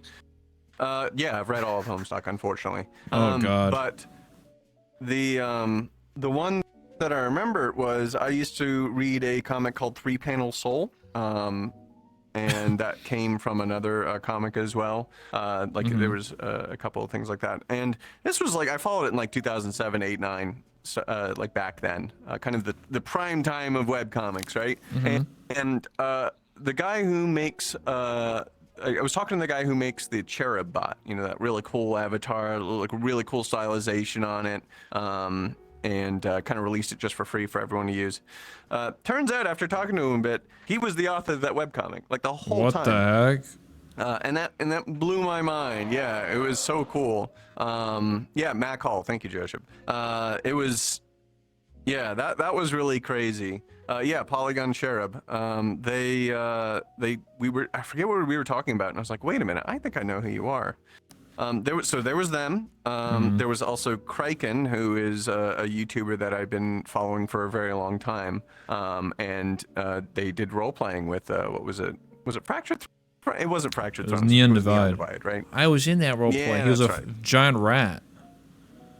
Yeah, and I got to meet him at Twitch, and I was like, dude, I've been following you since like his old group a really long time ago. I was like, I really love your video editing. And I think I may have gone a little bit too hard. He was like, I don't know. You're like, who are you? I'm Tupper. I was excited. Please. Yeah, exactly. It's like, who the fuck are you? Who are you, bro?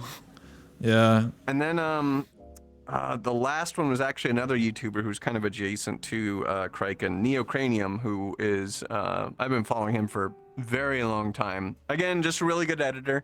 Okay. He loves playing Resident Evil on stream. I don't really care about Resident Evil. I love Resident Evil. He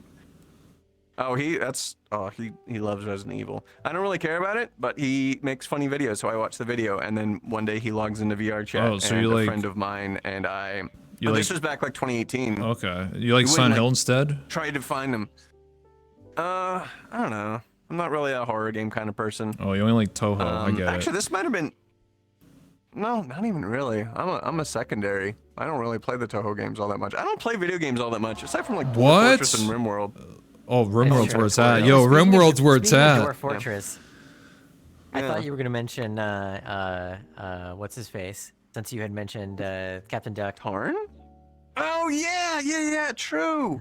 There's a guy in the DJ scene named Captain Duck who used to do in the yesteryears did like tons of Dwarf Fortress tutorials and was really well known about it. And then like they're just also now like a big name in the DJ music scene because they put together like this giant list that they post literally every day of all the events that are going on, gathers up all the posters. But that's what he does nowadays.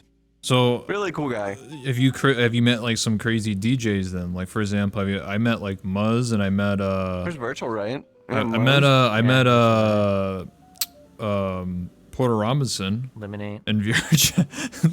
Yeah, that's Dude. Yeah.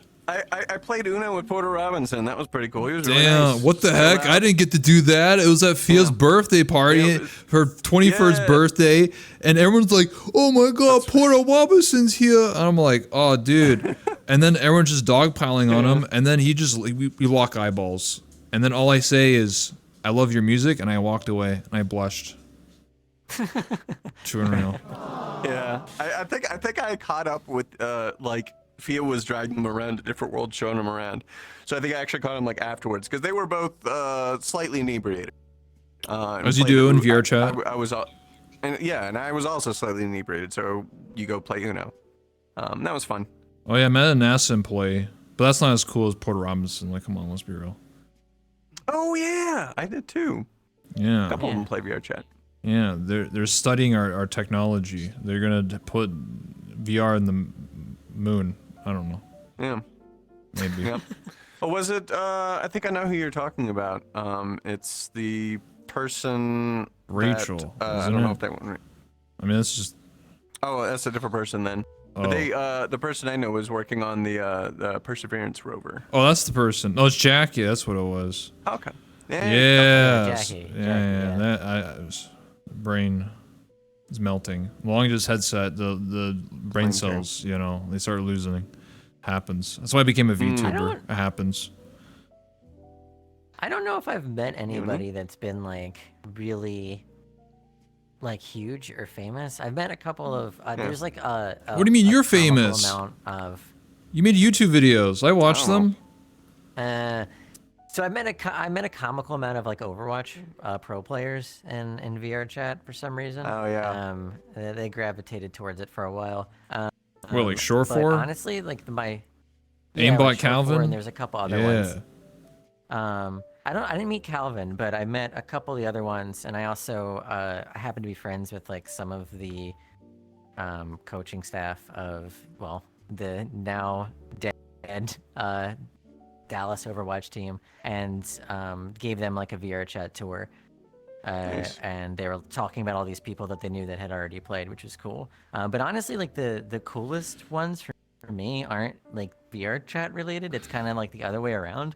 So like a couple months ago, I had screwed up my calf, and so I was going to physical therapy. And one day I just happened to have my I didn't even have anything on. I was just going to physical therapy, and it was just like this 20-year-old kid. And we were, it was just small talk. And he's like, "Oh, what do you do?" And I'm like, "Oh, I work for a startup." And he's like, "Oh, what startup?" I'm like, "Oh, it's like virtual reality." And like usually it never goes past that, because it's like, it's just like, "Oh, okay, whatever," blah blah. But he's like, "Oh, what virtual? Like, what do you do?" And I'm like, "Oh, it's like a social VR thing." He's like, and he just like stares at me, and he's like, Oh, "What do you mean by snap. social VR thing?" And I'm like, "Oh, like a VR chat." And he just like his eyes go wide, and he's so excited. He's like wanted to like. He's like, he wanted to talk to me, and he's like, "That's so cool." He's like, "VR's like all my, and like this is completely mind blowing to me, because like I'm just like a dude in my like regular life, and I'm going up to like this random person who's like all of a sudden went from like, this is just some fucking guy that has a fucked up calf, to like, this is my hero. And it was so weird and endearing. And he was telling me about how like, because I was kind of surprised too, because I was like, "Oh, you know what VRChat is?" He's like, "Are you fucking serious? Do I know what VRChat is?" And I was like, Yeah, "Oh, dude." Okay. Bro, that's So that was a cool experience. What do you mean? You're not just some dude. Everyone's a hot anime girl in VR. Like, what do you mean? That's the future. But yeah, Or I was free. like, they're like, why do I notice is your voice like your voice is familiar? I'm like, well, yeah, I don't look like this. Like if you've heard my voice, I guarantee I did not look like this. What do you And mean? he's like, oh, okay. Listen, one day, man, I'm like, well, get that's those purple, I get know. those AR glasses, bro. I'm telling you, bro. Strasz is gonna spawn in front of me and be like, oh my god, that's the future. Rebel, get back to work. Huh? See, that's the future. Yeah. I'm telling you, next thing is gonna be VTubers, man. You're gonna just pop in a VTuber in front of you, and they're gonna be like, "Go to sleep," and then you're like, "What? No, please." You know, and then you give them all your money, and then just Take the your end. pills. Go to bed. Oh, okay. Yeah, you telling me Okay, Strasz Iron. doesn't have horns? What? No, you have horns. No. Oh. Okay. Relatable. That happens. Tupper doesn't have wings. No. Red Bull gives you wings, God, I wish. but I'm not sponsored, so Tupper's had a lot of Red Bull. makes sense.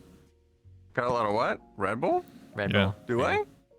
No, I've been doing. I mean- I'm old enough now that I have to drink. I'm legally obligated to drink White Monster. Oh my god. All I need now is the boomer ride-on drink of mower. choice. Yeah. Oh God. Actually, you reach the point where it's just like, actually, early morning on Saturday, the Monster on a ride-on mower. I could do that. Boomer, man. Yeah. This guy's a boomer. Just saying. I should. I should clean my gutters. Yeah, exactly. It's those kind of thoughts. Oh my god. Okay, well, here's an interesting question. Yeah. What do you tend to do about emerging AI tech, especially with Steam's new policy concerning AI saw this content? question. There are a few worlds that use AI-generated images using models trained upon from artists' work, and a lot of users using AI voice changers trained off of real people without their consent. Wow, that's a mouthful. I totally wrote that. That was totally my question, not somebody from the community. Yeah. So this is an interesting question. I mean, we because we're a UGC platform, like I don't care if you make your stuff using Photoshop or MS Paint or a magnetized needle floating above a hard drive, like it doesn't matter. It's just content. VRChat is not in the business of saying you're not allowed to use Paint Shop Pro. Okay. You're not allowed to use ChatGPT. So it's kind of irrelevant, like from a moderation or content or policy standpoint. The other parts of this question, the way it's written, is it's leaning a certain way as far as the opinions of the question asker. It might But, be yeah. baited. Yeah, exactly. Am I being baited?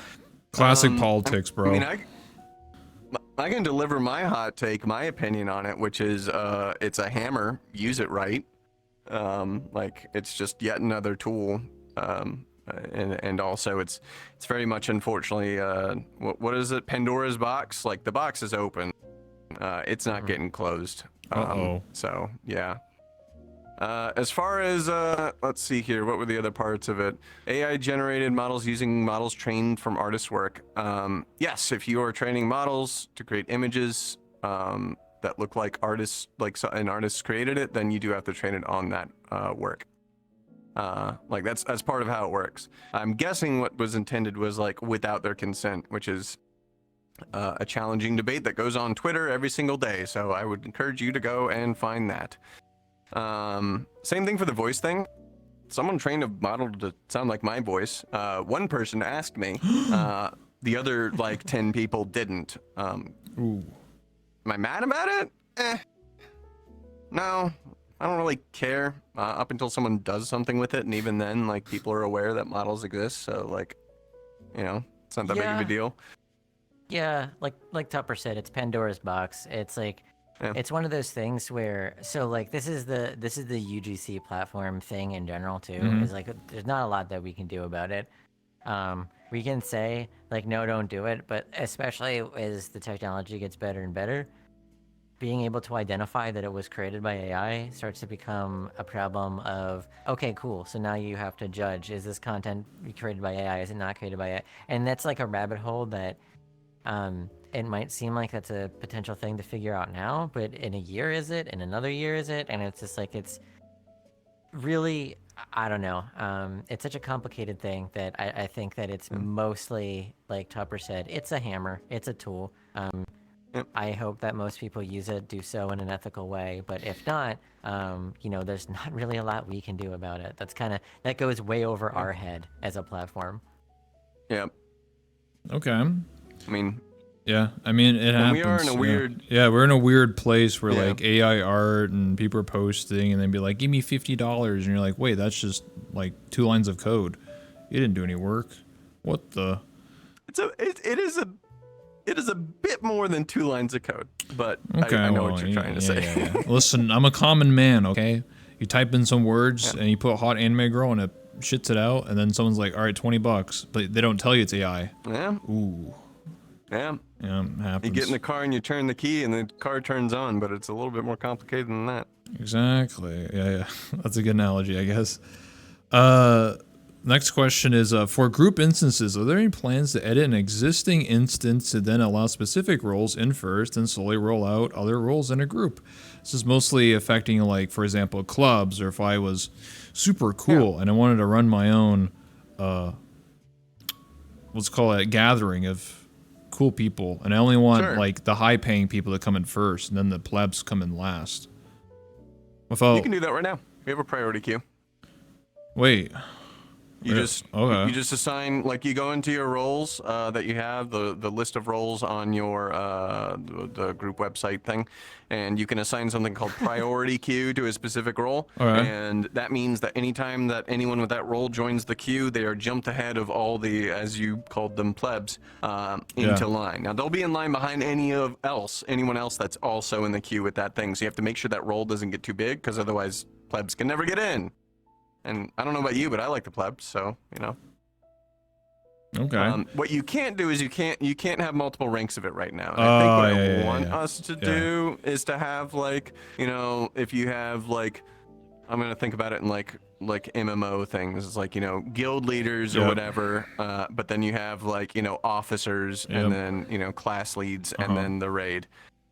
You can only just have one of those as the priority queue, but you can't do like ordered. So what I would want to do is, if you have priority queue, you just kind of get into that line. So if I'm like a rank 2 or rank 3, I can't get ahead of someone that's higher than me, but I can line up with my other people. But then it still gets complicated, because then the queues just get longer, and you're just really sorting a queue, and you're not really waiting all that much longer. And if you're not ranked high, then you have a shit experience, because now you're getting jumped ahead all the time. You potentially will never ever get in if enough people keep joining that are parts of those roles.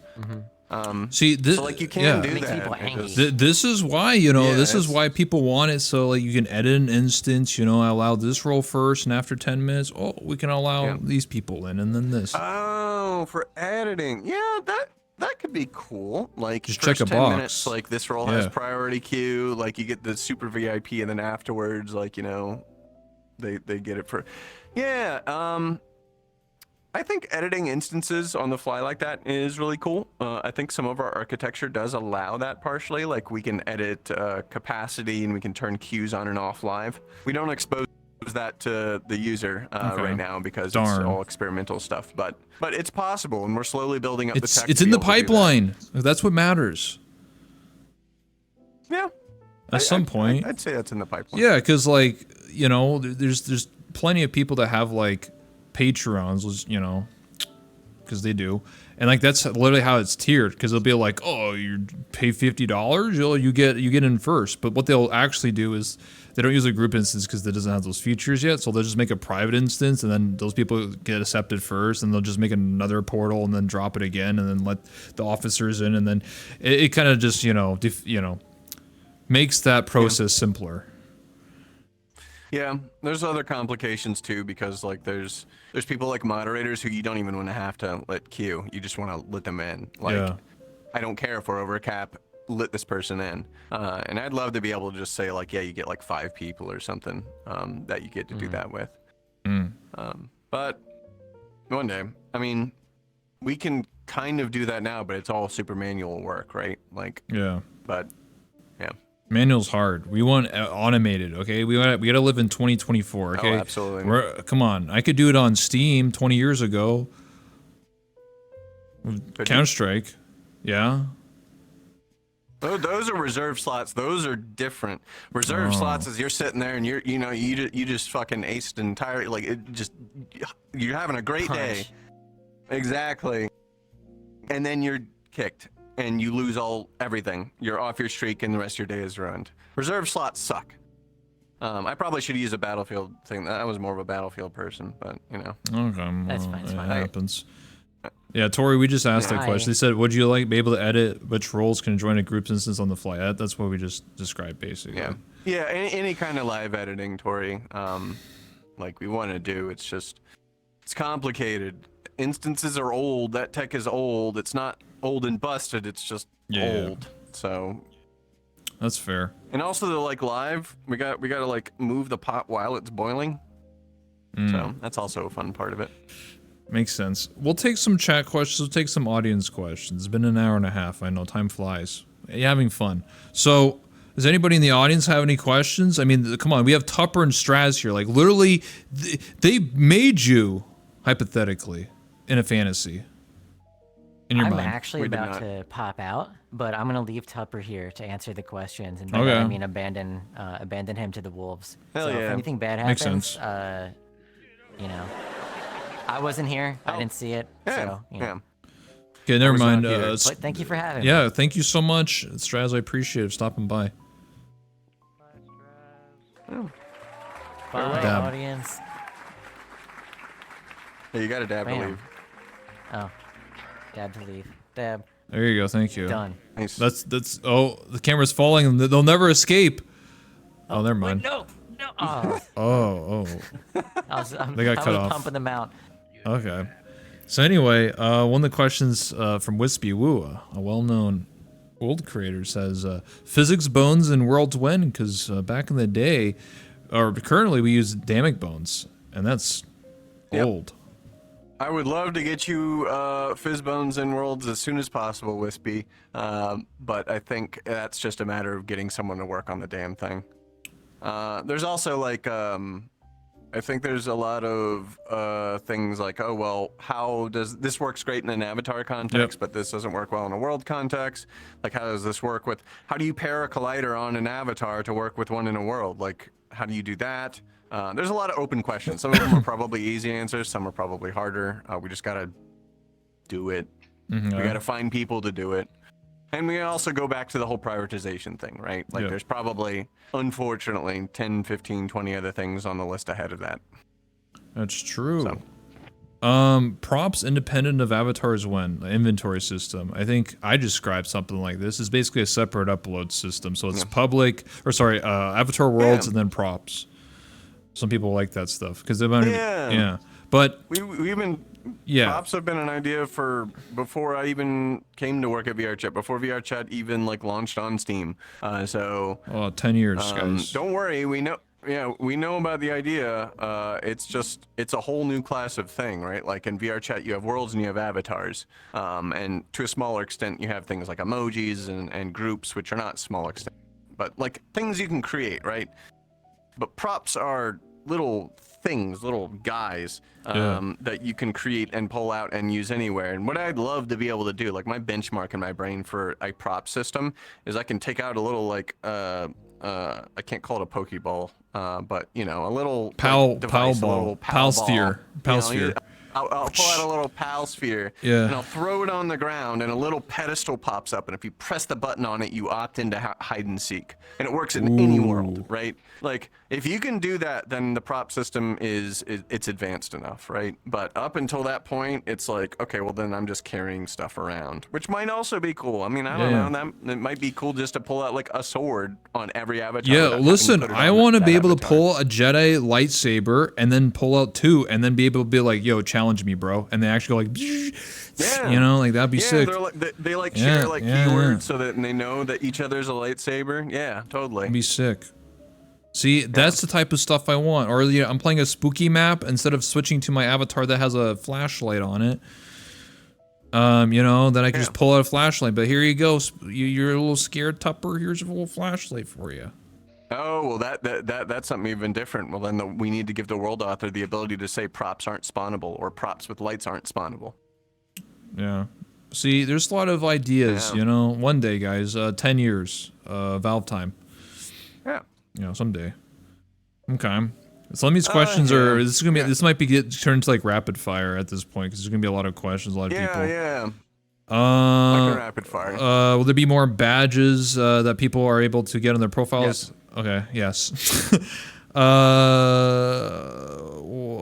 Anything else here? Months ago, DevWork was shared about a world menu hook in the VRC quick menu, but it's radio silence ever since. Is it still in the works? You're talking about udon hooks into the quick menu so you can like interact with the world via the quick menu. It's still in the works, but it's been put on pause for a bit because other things took priority. Let's see, what else do we have? A bunch of people talking about props. How did I find VRChat originally? July 4th, 2017, I looked at the Vive sitting on my desk and I was like, damn, I need to use this. And I went on Steam, I clicked on VR, and I filtered for free, and VRChat was at the top. That's how I found it. Let's see. No. Cool. That's all. No, these questions. I'm just kidding. I know. It's just people commenting random stuff. That's not a question. I get what you're saying. I'm just memeing. Okay. You know, there's always some things I want. Tupper, why can't we have the drone camera, but why can't I have it portrait style? Like, come on, man. Why is it only got to be landscape? What if I want to be a little TikToker? You said you're making TikToks for VRChat. Come on, man. Yeah. Yeah. I don't know. Just haven't put it in. Okay.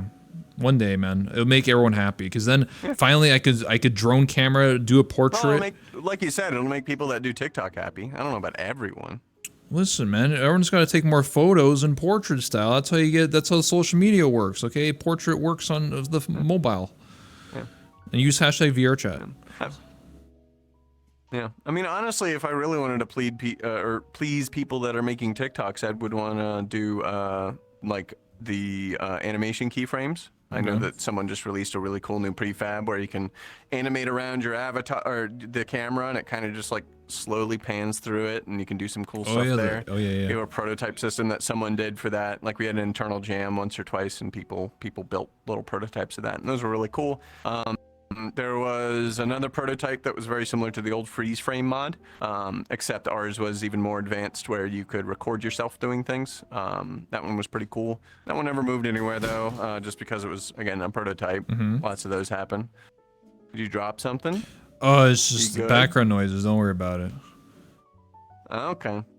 But yeah, no, I'd love to be able to do stuff like that because that would make things like choreography way easier. I know that people have made some crazy advanced systems to like, and I don't mean like VRChat avatar systems. I mean like entire like rule sets of how to do fight choreography. Yeah. Why would you do that when you can just record yourself in one avatar doing it and then you just fight yourself with 0 latency? There you go. True. But make some movies. Yeah. Let's see. What does the dev team plan to do with some of the resources they get from the creator economy? Pay for servers. Be alive. Yeah, we need more servers. Yeah. Where's like we need like pay salaries. That's true. Listen, we need like exist as a business. What like region do people want? Region? Yeah. Australia. A lot of people want Australia. Bruh. They drink VB non-Von next, bro. Like, come on, dude. And they do shoeies. I don't know. I'm not gonna talk shit about my Aussie friends. Oh, okay. They're wonderful. EU East? They're wonderful. Like, you only have Europe. Where is that actually based? EU East. Yeah. Germany. I think it's in like Frankfurt, maybe. Oh, okay. Or I forget. Let's see. We need like South America. There you go. Yeah, we need a South American server. Oh, that's not a bad idea. I think that'd be kind of cool. We do have a pretty big audience in South America. There's been actually a couple of the clubs that I've gone to that were like South American clubs, and like I know it's not South America, but like Mexico. Yeah. Holy shit, they go wild. It's crazy. Crazy good music, crazy DJs, until like 4 a.m. Insane. Okay. Yeah. Yeah, you can read. Since you're looking at it, you can read some of the. I was gonna read some of them, but you technically can. Sure. Yeah, because there's yeah, more. go ahead. Uh. You're the host. Fire 'em off. All right, I'm in the audience. Genesis is here. Could I talk to you about after the stream ends? I have some cool stuff I want to mention. Okay, sure. Top secrets. That's up to Tupper. You think I've answered this from some people that do art in VR and it takes hours and hours to do a single piece. Anything that might help the VRChat artists save states? Oh, you mean like the world save states? Yeah, I've seen some marker systems that actually save the strokes and allow you to save it to like output log and stuff like that. Once we have persistence, then you'll be able to do that really easily. That would be sick. Okay, what kind of VRChat player are you in your free time, Tupper? Are you a world hopper, a mirror dweller, perhaps hardcore raver? Dude, this guy goes to clubs, bro. I do. It depends on the day. So on Fridays like today and on Saturdays, I'll typically, have a couple drinks, go to a club, go to whatever event is going on. And during the week, though, I will world hop with a small group of friends I've known for a while. That go through all of Community Labs maps every single night, and have been doing it for years. Oh my god, every single one? Yeah. Dude, you probably see some cursed stuff, man. Yeah, they skip the ones they know are garbage. Sorry, garbage is a mean word. They skip the ones that are the copy paste prefab jobs. When they buy a world for $20, they're like, look, it's my world, and it's like the thumbnail's complete unrelated. I mean, any manner of creation is valid. Like them expressing themselves by purchasing. I was actually wrong. Like if someone goes and buys a world, they bought it and uploaded it because they liked it for some reason. So. Yeah, but it might be low effort, but yeah, still but an here's the thing, though. You can upload a world publicly and privately. Why do I need to see your trash home of the same world 500 times? Because I want to try it. I see how it is. If you don't like it, don't go to it. That's how community. But I get baited, man. I go to this world. It says like cool rave world, and then it's literally just like a world I just can buy. Like what the heck? I get baited by the thumbnail, which goes into my next question that wasn't asked. And that is like, maybe we can have like a little more than one photo for like a preview of a world, so you can have like 4 photographs or something. Oh yeah, that's a cool idea. I think we've talked about like exposing the videos that you can attach and expose those in like the thing. But playing video in Unity is hard. Like imagine if you go to like the worlds tab or whatever and you click on like whatever trending and every single one of the thumbnails starts animating. Or even just actually I guess you could just hover over them and it could start animating. That'd be kind of sick. But then that doesn't work for mobile, and it would probably kill mobile. See, these are the kinds of things you just gotta play as a GIF. It plays like 2 frames, like 5 frames, a second or something. Just really laggy. Well, a GIF is still like you still have to render like multiple images in a row, right? Like it still costs stuff. Is that why do we have GIF GIFs isn't free. for like custom emojis? Because I want GIFs, man. Well, yeah, there's no such thing as a GIF in Unity. It doesn't exist. It's not a thing. You have text. It's not like a web browser. A web browser can use GIFs because it's been told how to use GIFs. It knows how to render them. And even then, you shouldn't be using GIFs anyways. You should be using WebP, which is way better. Then or let's I guess WebPs. AV1 if your browser supports it. Yeah, we'll use WebPs. Or WebMs. Listen, we can only have 5 custom emojis, but the radio menu allows you to have 8. So what gives? Why can't we have like 3 more, or at least 4 more? Like just change the number real quick. I won't tell anyone. It's just how it is. Oh, how much we decided to put in. Come on, man. I want more, please. Yeah. I can't choose. Yeah, I do too.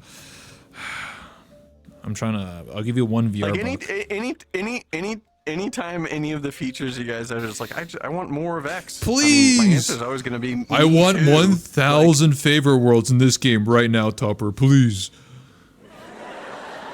That one. So like, I also want a huge amount of numbers for like favorites and that kind of stuff. But you also have to look at like the bell curve of how many people use that kind of thing, because like, if only like 0.5% of people hit the cap on whatever our world favorites is, then our world favorites number is good enough. Now, if 5% is hitting that, that's a lot more worrying. But I think we could probably. What about we like group only worlds? You have to be in the group to even see the world, and you can like hang out. Oh yeah. Yeah, we had an idea for that early on when we were doing like group content stuff. That one got hung up because we had the thought of like, well, wait, who owns the world? Does the group own the world? And then as soon as you got into the concept of a group owning a thing, that means that like legally speaking, like who do you go to, say for example, if that world gets DMCA'd? Who do you email? The group? What does that mean? You just have the group owner do So, it. like, You just make the owner make it so they can only like upload a world, and everyone else can just But join. what it. if he doesn't? What if he didn't make the world? He's not able to agree to the agreement. Sucks to suck. I don't know. Yeah. Hold on, a couple people mentioned other things here. We'll go. Let's clear. Yeah, let's I'll clear. chat Yeah. out from the questions we have here. Persistence, yes, of course, Wispy. Still working on that. Definitely want it. Interaction shaders. I'm not sure what you mean by that. Interaction standards? Oh, interaction standards. You mean like VR interaction standards? Our interactions in VRChat are pretty minimal, and that's kind of on purpose. There's a bunch of different cool like experimentation and papers and research and stuff that people have done on VR interactions, but we try and keep it pretty straightforward and game-like because the focus is not on the little small object interaction in VRChat. That's not why you're here. Okay. You're here to talk to somebody else. True. Most of the time. There are people who do, creation. There are some people who go around and explore for spectacle, for sure. But if we get too like in the weeds about specific things, it can affect kind of the large one, which is social. Not saying that's off the table, just saying that's the first thought I had when thinking about that. What do you think about the explosion in popularity of VRChat meetups at furry conventions? Any thoughts from your perspective as why furries in particular like VRChat a lot? That's easy. You know how much a fursuit costs? How much an avatar costs? True. It's much cheaper. Also, this is a theory that my girlfriend has had for years and years and years.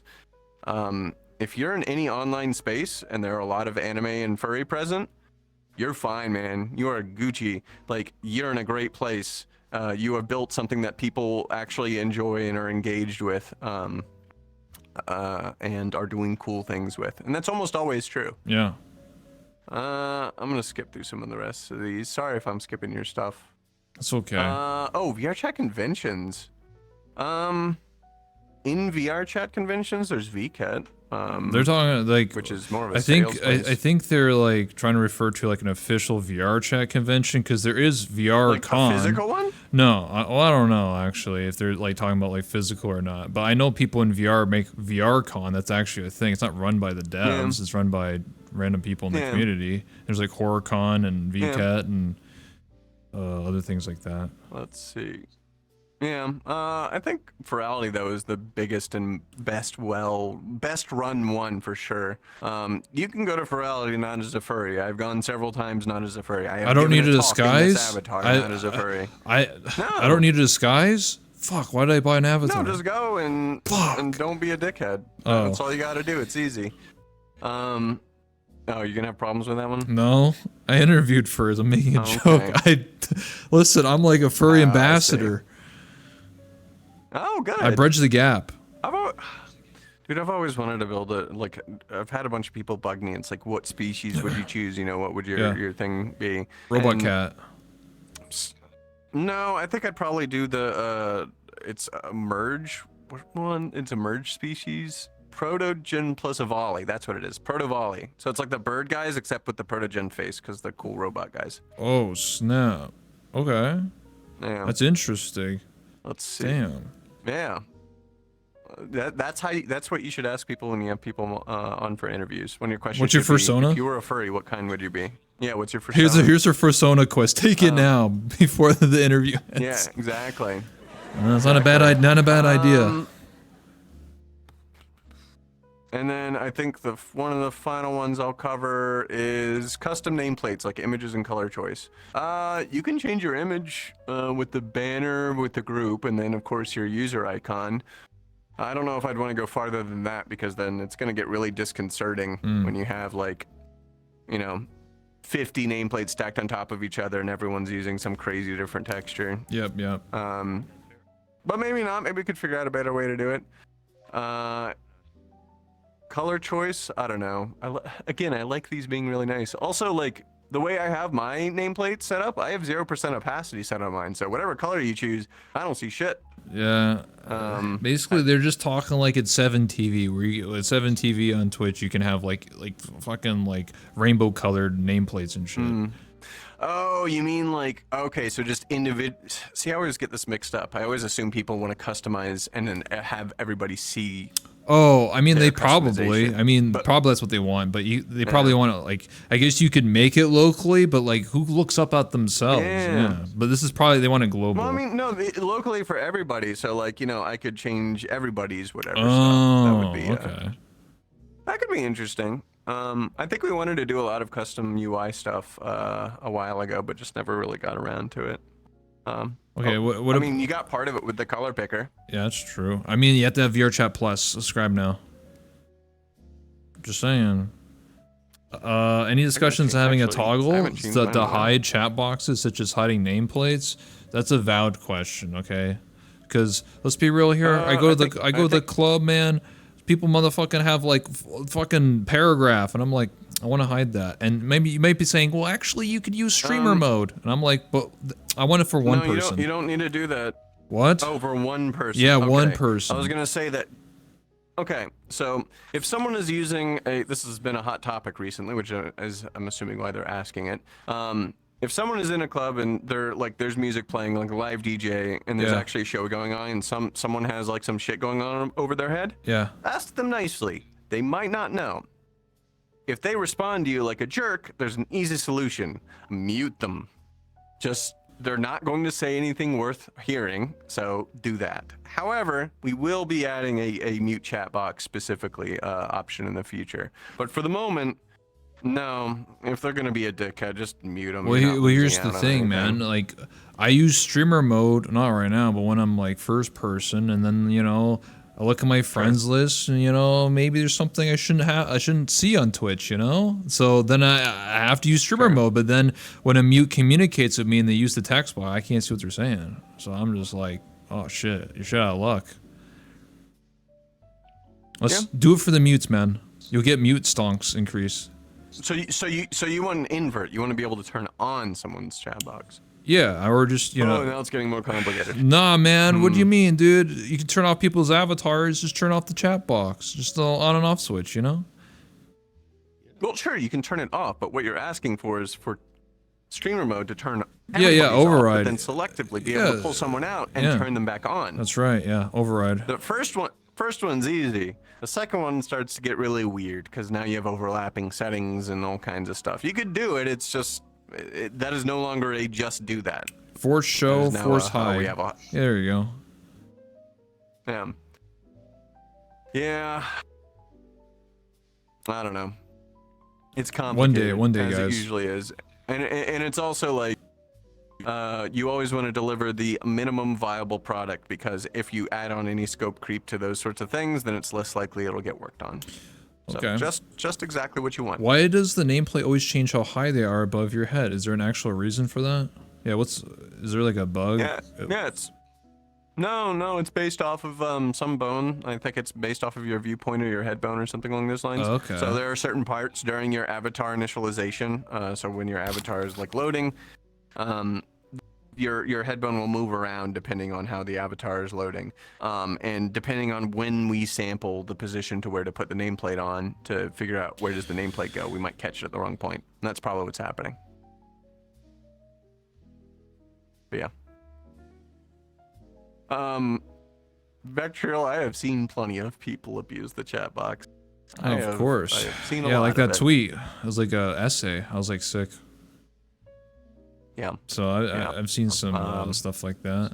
I'm trying to think. Yeah. And the reason why you don't see a lot of people trolling using the chat box is because it's set to friends by default, right? Okay. So if you're gonna come in here and be a shithead, what's like if you're a smart shithead, you'll say, okay, well, where am I gonna attack where the surface of effectiveness is largest? Probably not chat box because people by default will have it off. Yep. For you.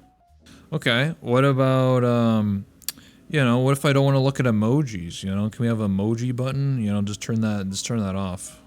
You can turn off custom emojis. Yeah, it's but part not of the safety system, but default if you- emojis. See, if I spam money in your face, and there's 50 people doing that, and then I have a seizure, you know, that's not a good time. Sure. I don't think solving seizures is What? the goal of turning off emojis. Like, I mean, that's a valid thing. I mean, being able to turn off emojis Sure. might prevent a seizure, and then, you know, Sure. or they're just annoying, I mean, or there's costing me frames. You could have just led with those because that's a lot more viable and believable. Listen, of like a thing. hey. They're annoying, sure.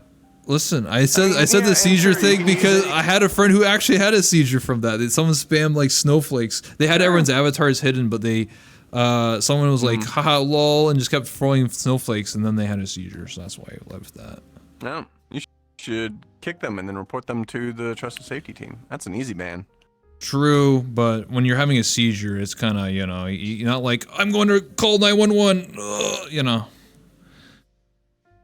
I meant you. Me, I wasn't I there. mean, I assumed you were there. I wasn't there. I was just Oh. told this. Oh, okay. Yeah, she's Oh, I different.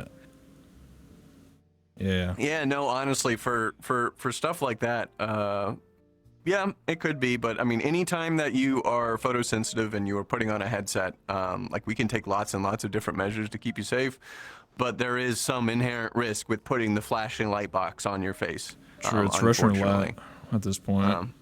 Yeah, yeah. So it's you can minimize it, but it is just a risk. Toaster. It's a toaster. I don't know. Mine's pretty small. This is a pretty tiny toaster. Okay, bro. This guy is flexing his big screen, dude.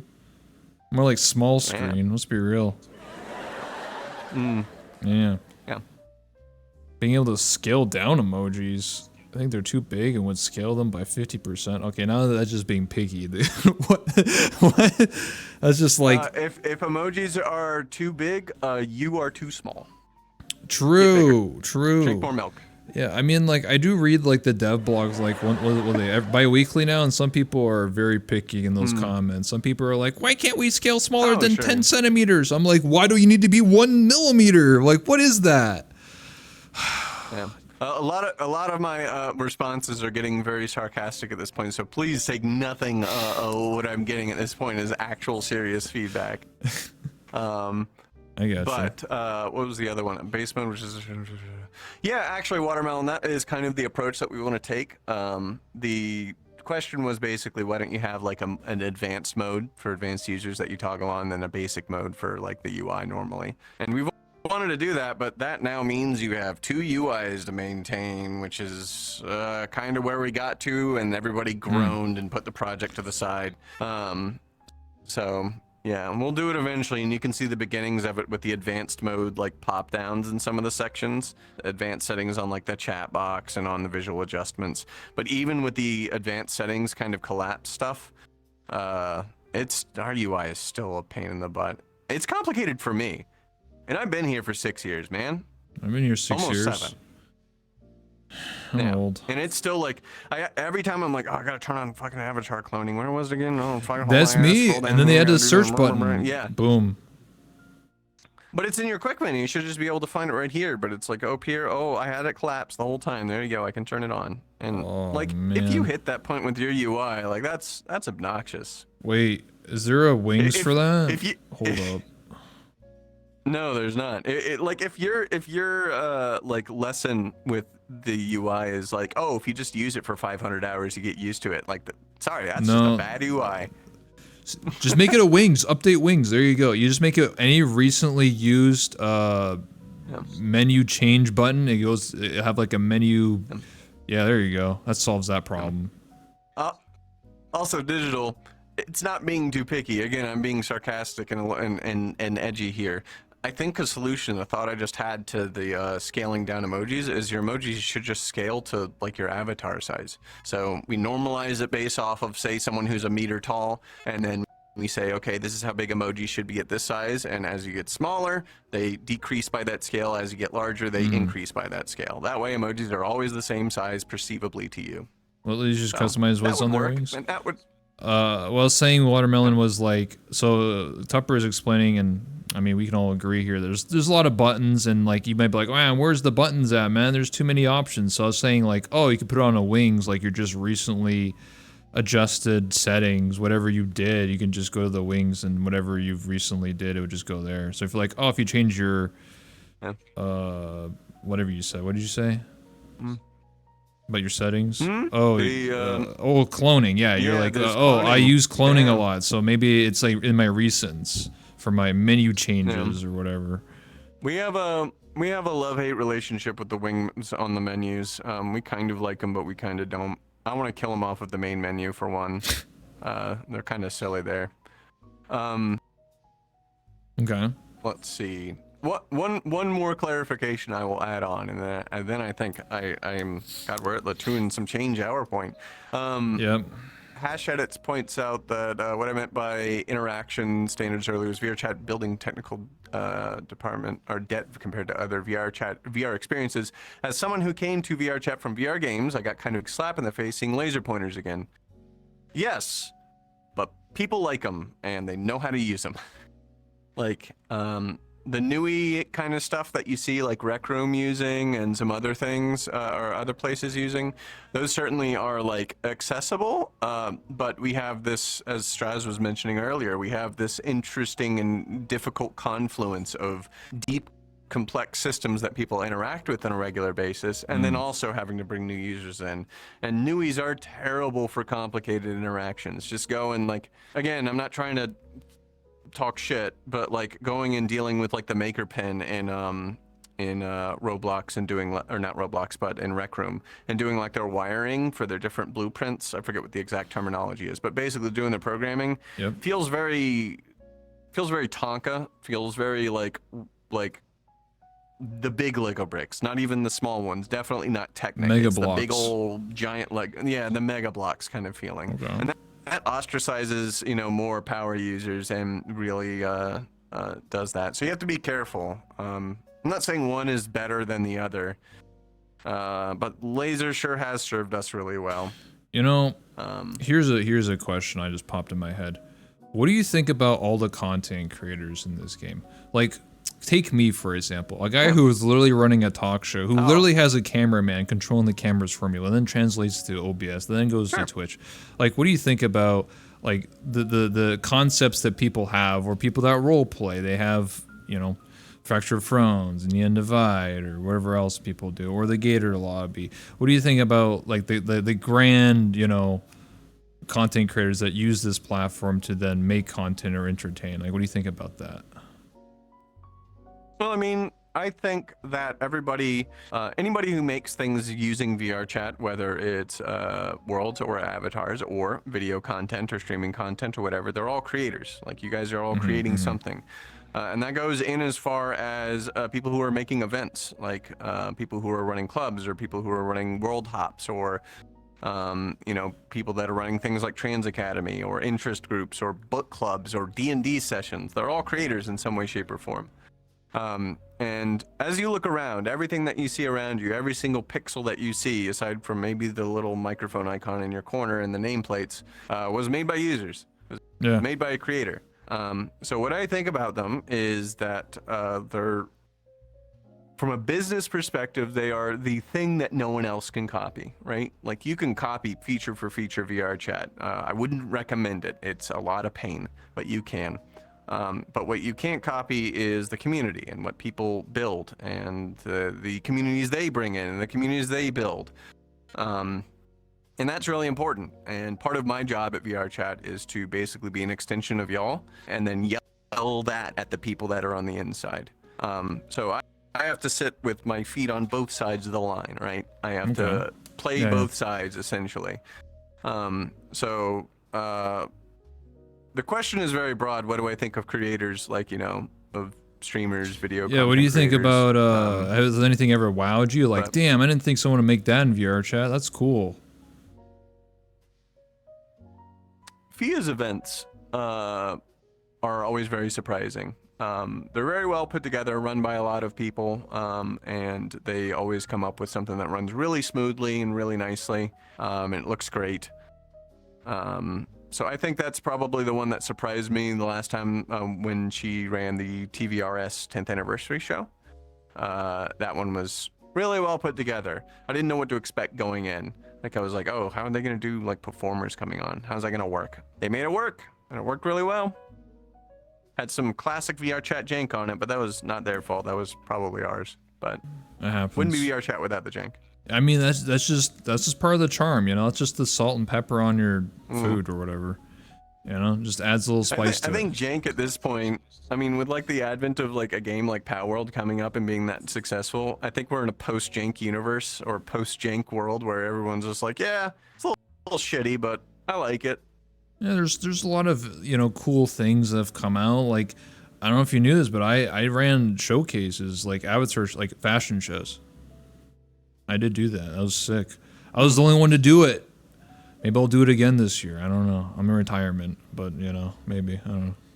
It's a lot of work. No matter retirement, nothing's stopping you. It's true. Sure. Well, what's stopping me is I need six Anything worth doing is a lot of people work. that work for free to do all the cameras and all the fancy stuff, and then I run the show. That's how it works. Well, Yeah, you know.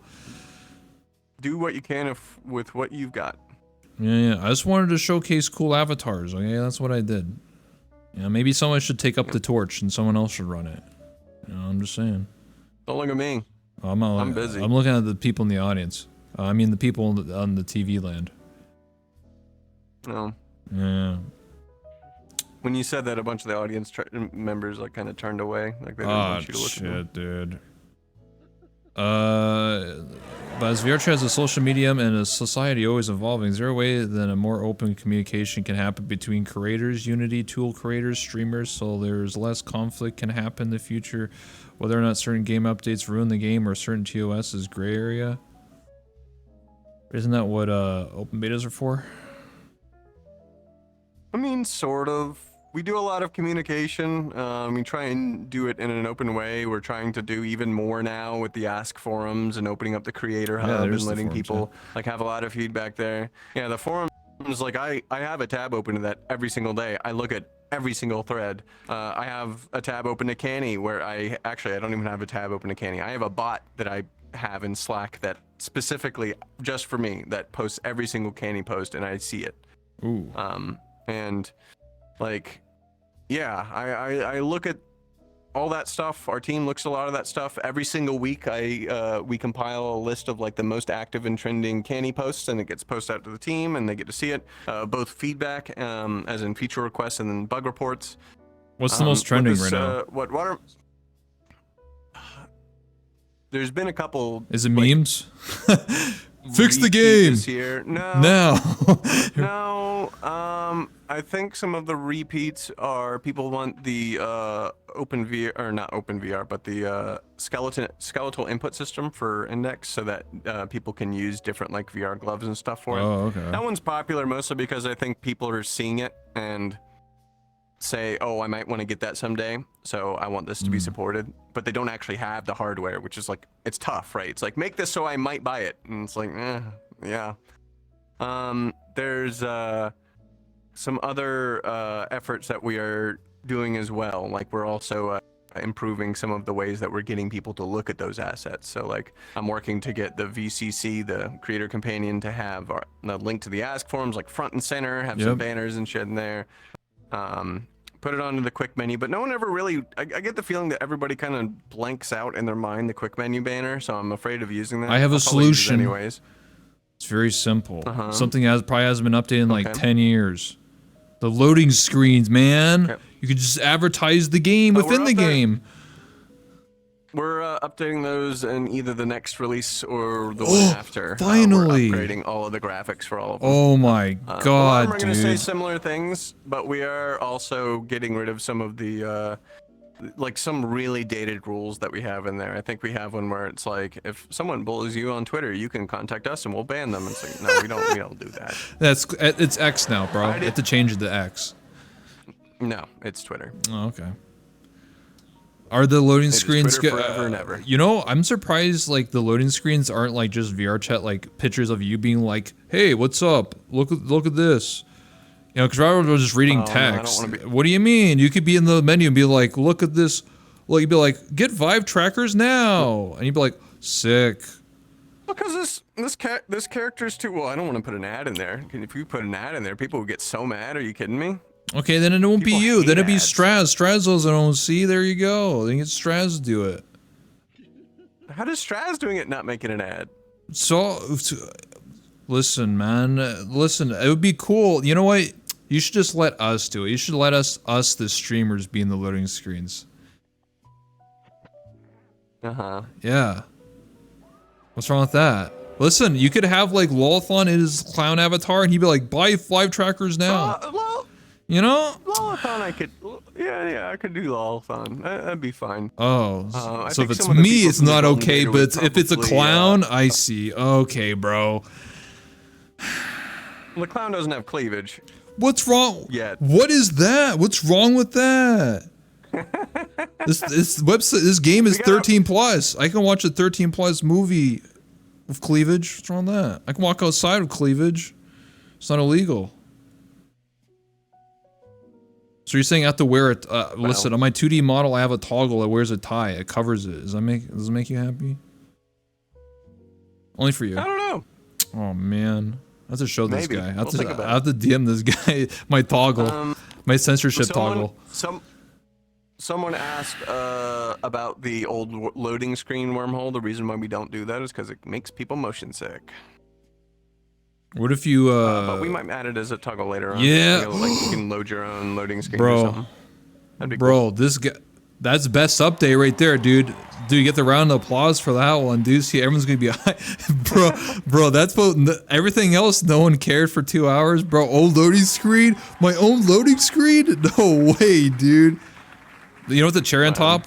Make it VRChat Plus only, easy mode. Get more subscribers that way. I mean, honestly, like I think the idea that got pitched, I mean, this is not even like a thing that's being actively developed. It's just kind of like a, hey, wouldn't it be cool if we did this? And other people are like, yeah. And then the conversation ended. Damn. So that's about where the feature development is at for that. But like customizable loading screens, as in kind of like how we do the backgrounds for the menu. Yeah. You know, you can choose between like a couple, you know, whatever. We could start off with like just the normal one and then the old style one. And then maybe later on we add like one or two others or something. Or you add your own custom ones, you know, if you've used VRChat Plus, like your custom emojis. And now you have made the feature go from pretty easy and not super high in scope to, oh my god, like we have just now made this ridiculous. Come on, man! I want wallpaper engine in VRChat, dude. Listen, maybe one day. We have to push the limits, man.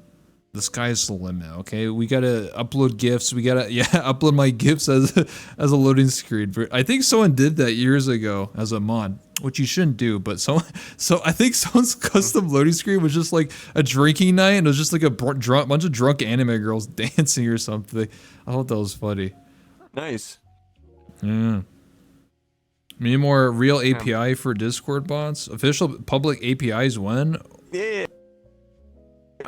Technically our API is public right now, we just don't document it. And we don't really do authentication because we have OAuth, but it's not really a proper OAuth implementation. Okay. That's another one of those things where everyone's just like, hey, wouldn't it be cool if we had real OAuth? And everyone's like, man. Yeah, and the conversation ends. I think I saw a question like an hour ago where someone's like, yo, when can you implement like better video players that aren't just Twitch and YouTube? Like, what if I want to Google stuff? And I'm like, yeah, okay, dude. You can do that. No, you can do that. What? Any kind of our backend for URL resolution is a program called YTDLP, which is a fork of something called YTDL. We use that to resolve whatever URL that you throw at us into, if possible, a direct link that is possible to play in VRChat. The reason that, say for example, YouTube works in VRChat is not because we're playing like a choice, like the low quality or whatever. YouTube maintains, normally when you watch a YouTube video on like the website, they split the audio and the video because it's easier to compress, it's easier to manage, easier to store. So you get two delivered at once and then it muxes it back together on the client side. But VRChat can't do that.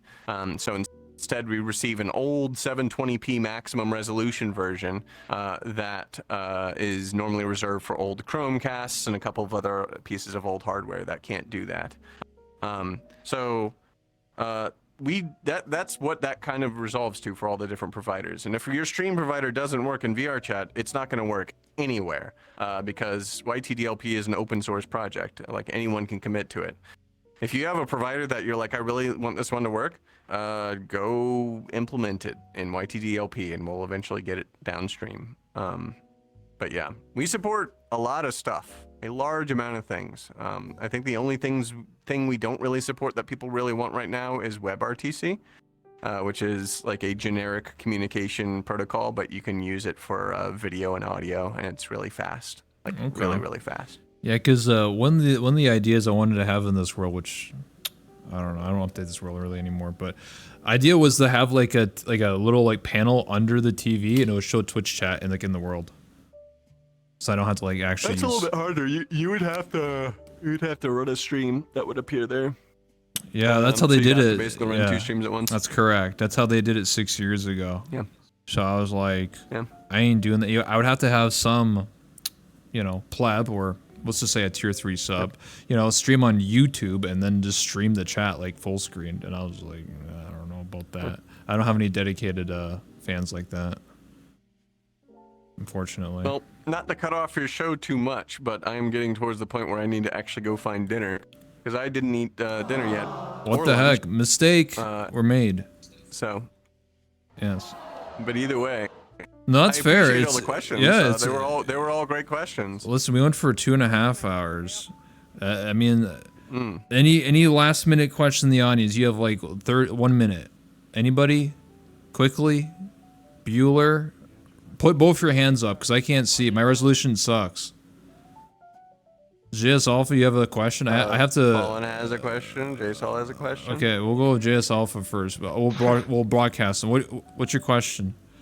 Your voice is boosted. How's the localization? I think we just added. I might be wrong. I think we just added traditional Chinese in the beta, but there's also some other languages that are being worked on as well. You can always get, like, our translation efforts are community sourced. You can go onto our documentation and go help out and translate if you want. But yeah, we're always adding more. Bro, we need like Scottish Gaelic, bro. Like, come on. Well, then you better provide it. All right. I think Fallen had a question. Yeah. Okay, Fallen, what's your question? Well, seeing how a lot of people ask the VRChat question, I'm gonna ask them an obvious question, but like, this is more towards Tupper. Tupper, where do you see yourself like 10 years from now? Like, beside the whole VRChat thing, just like, what do you see 10 years from now? Like me personally? Yeah, you personally. Oh. Unrelated to VRChat. It'd be nice to own a house. Eventually. In this economy? Man, Too real. As a middle of the road millennial like myself, it is essentially a meme that I will never own a house for some godforsaken reason. But that'd be nice. Right now, I mean, I don't. A lot of people make fun of like the whole like fucking yacht joke and shit like that. I don't even own a car. I have an electric scooter that I got off Amazon for $200 that I'm hopeful it doesn't explode. My girlfriend lets me drive her car, so that's nice. But yeah, I live pretty frugally. I know to fix this. I can fix even Tupper. Then, still can't really get to like a house I would like. You use VRChat bucks. Yeah. Donate to Tupper really, now. the way to fix it is that, really the way to fix it is I do have, like, as part of my employment, like, I have, like, the whole typical, what is it, option shares, whatever, of VRChat. So if VRChat's really successful, then hooray, I can do that. Not to say VRChat doesn't pay me well. To be clear, they do. But housing's scary and really expensive, even if you're doing well off right now. It really sucks. But I'll probably still be working at VRChat. I can't really see myself doing much else. Before I worked at VRChat, I was doing data analysis, data science kind of stuff. I was working actually for the U.S. Navy as a subcontractor.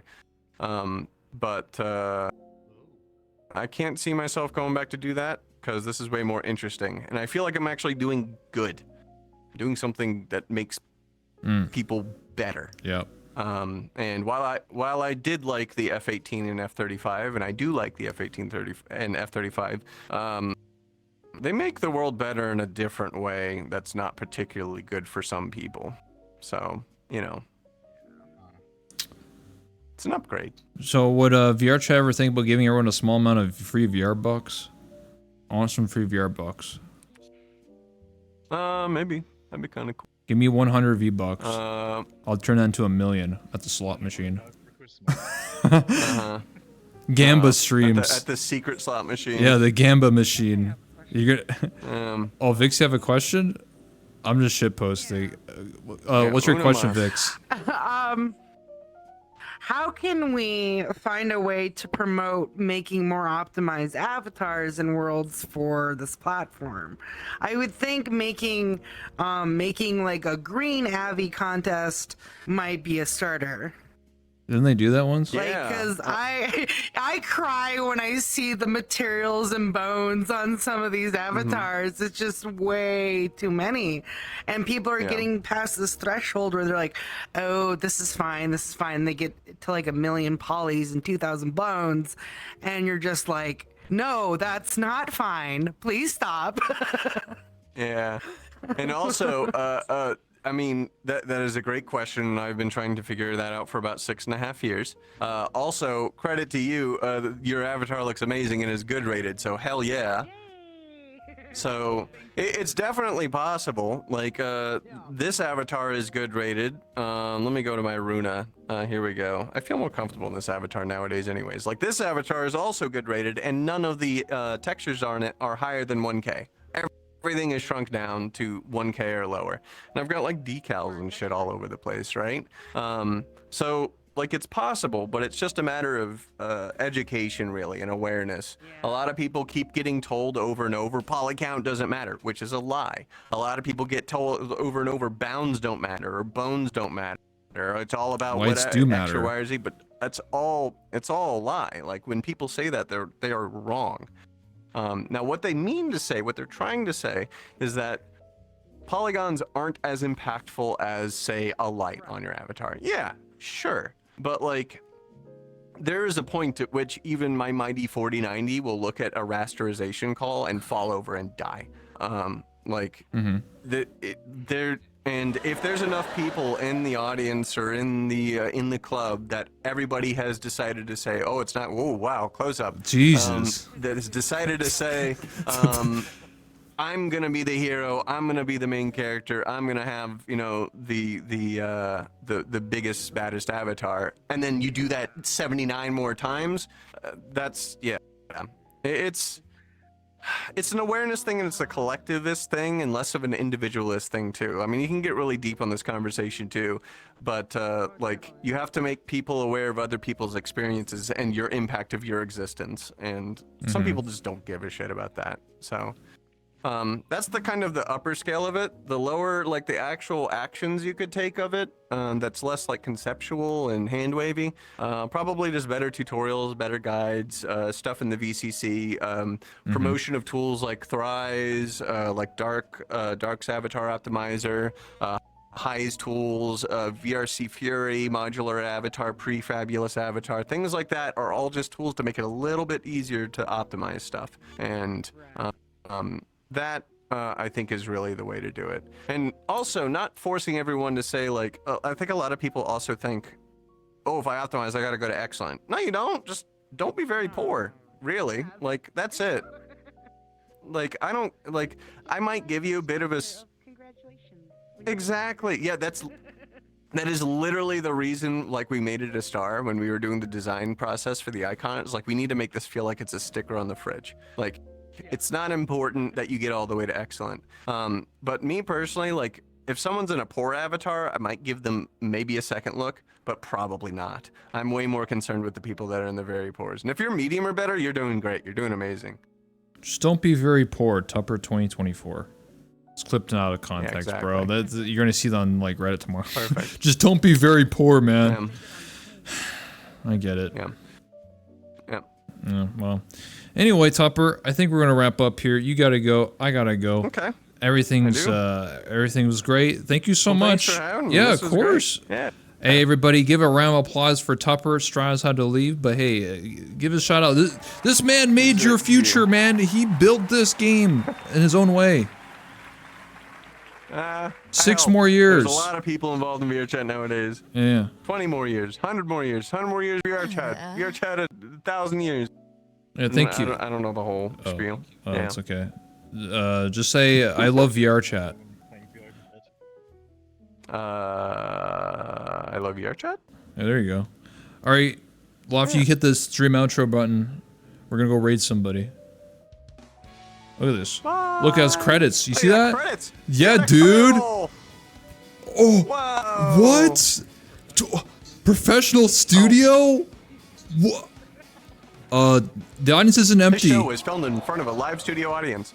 It's real. It's real to me.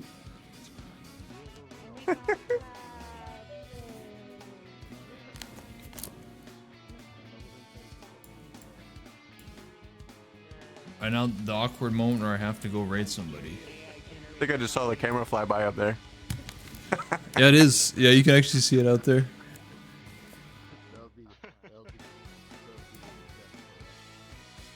Bye. Bye-bye.